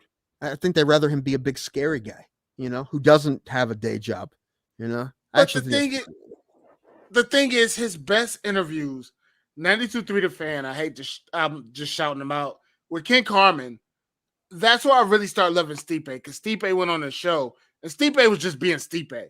And when you catch Stipe just being Stipe, you get that I'm the baddest man in the planet fucking repertoire from him. He never really seems fake to me. He never. No. Because he doesn't say anything unless he means it. Because he didn't really get pissed until after he lost to DC and he wanted to fight again. That was the first time he really started really talking, because he doesn't talk unless he feels like he needs to. He got bleeped out on 92.3. They had to dump him because he had said something. And that's just him. I think his real is different than other people's real, which pisses people off. Like, he's not that Daniel Cormier, because I can't stand Daniel Cormier. Oh, I like him as a broadcaster, but as a fighter, really? I agree with Tim on that. I think he's a great broadcaster. He's like how you feel about Pat McAfee to me. I hate him. No, here's the thing. Pat McAfee's grown on me. Yeah. It's hard not to. I love especially as a WWE commentator. when he did the son of a bitch COVID fucked up, screwed up everything. I was like, oh my God, Pat McAfee rules. Like, he's the greatest person ever. Oh God, I am drunk, everybody. Oh no. Oh no. No, this is like, we need to end the podcast soon, drunk. Well, all right. Well, you can leave it. All I got is Hero of the Week, and then I think that's yes. Let's do Hero of the Week. Tom and Ray, they don't know who Tim is. Gonna pick this week and Seiko or a Krakow. I guess I'll have to wait and see who is the Hero of the Week.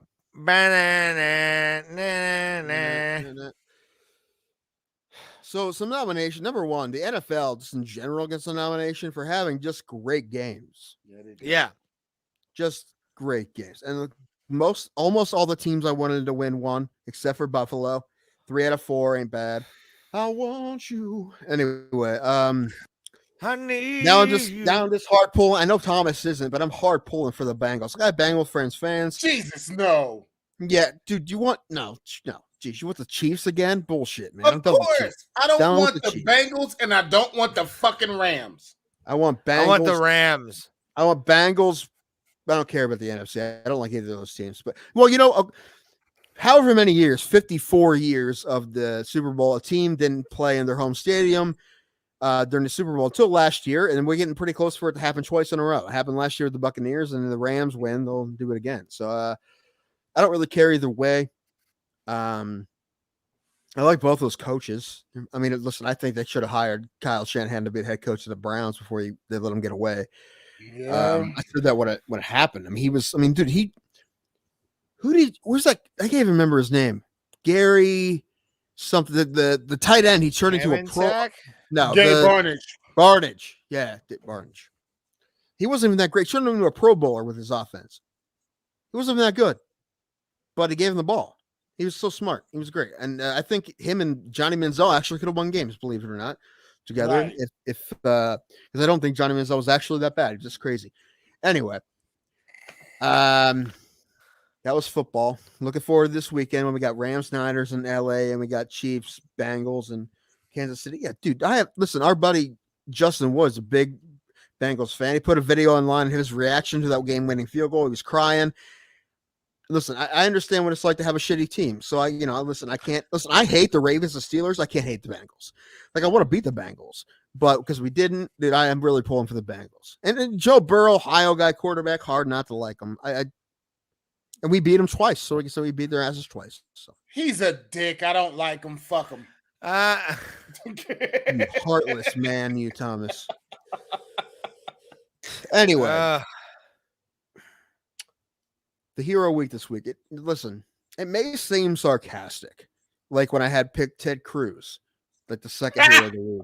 But I was actually really impressed with his ability to just say, fuck y'all, I'm out of here. But this guy, being completely serious, made me laugh harder than anyone this week. Really did. Because at first when I saw this as in an article, I thought that was satire. It was a joke. But then I looked it up. And no. Tucker Carlson actually said this.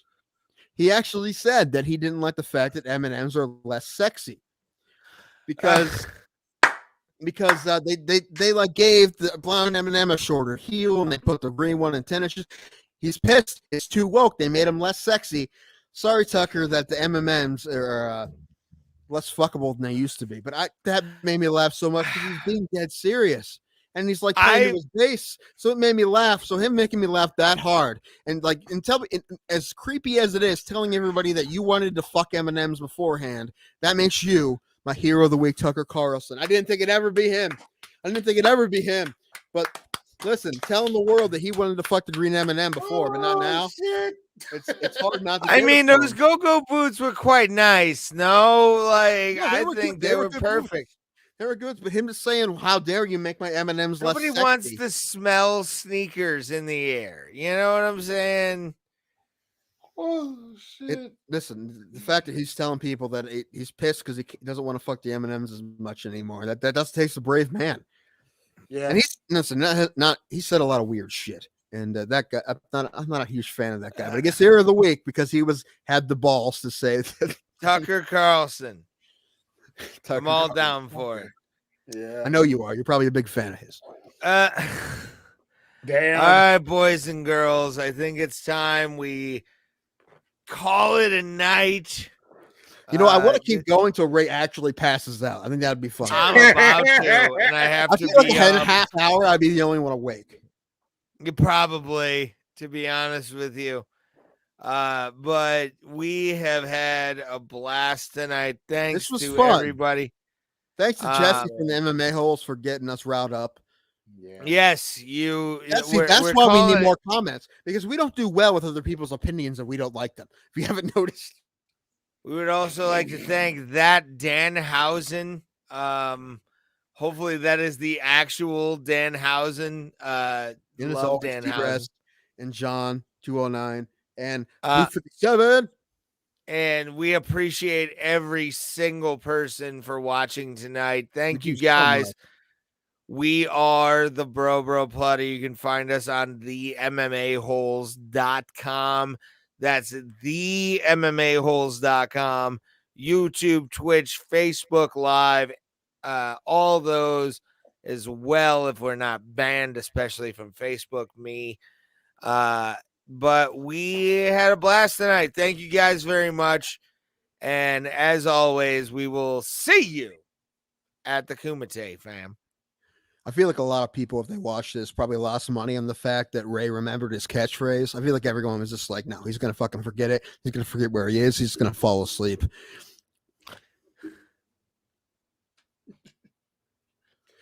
That's when rock and roll dreams come through.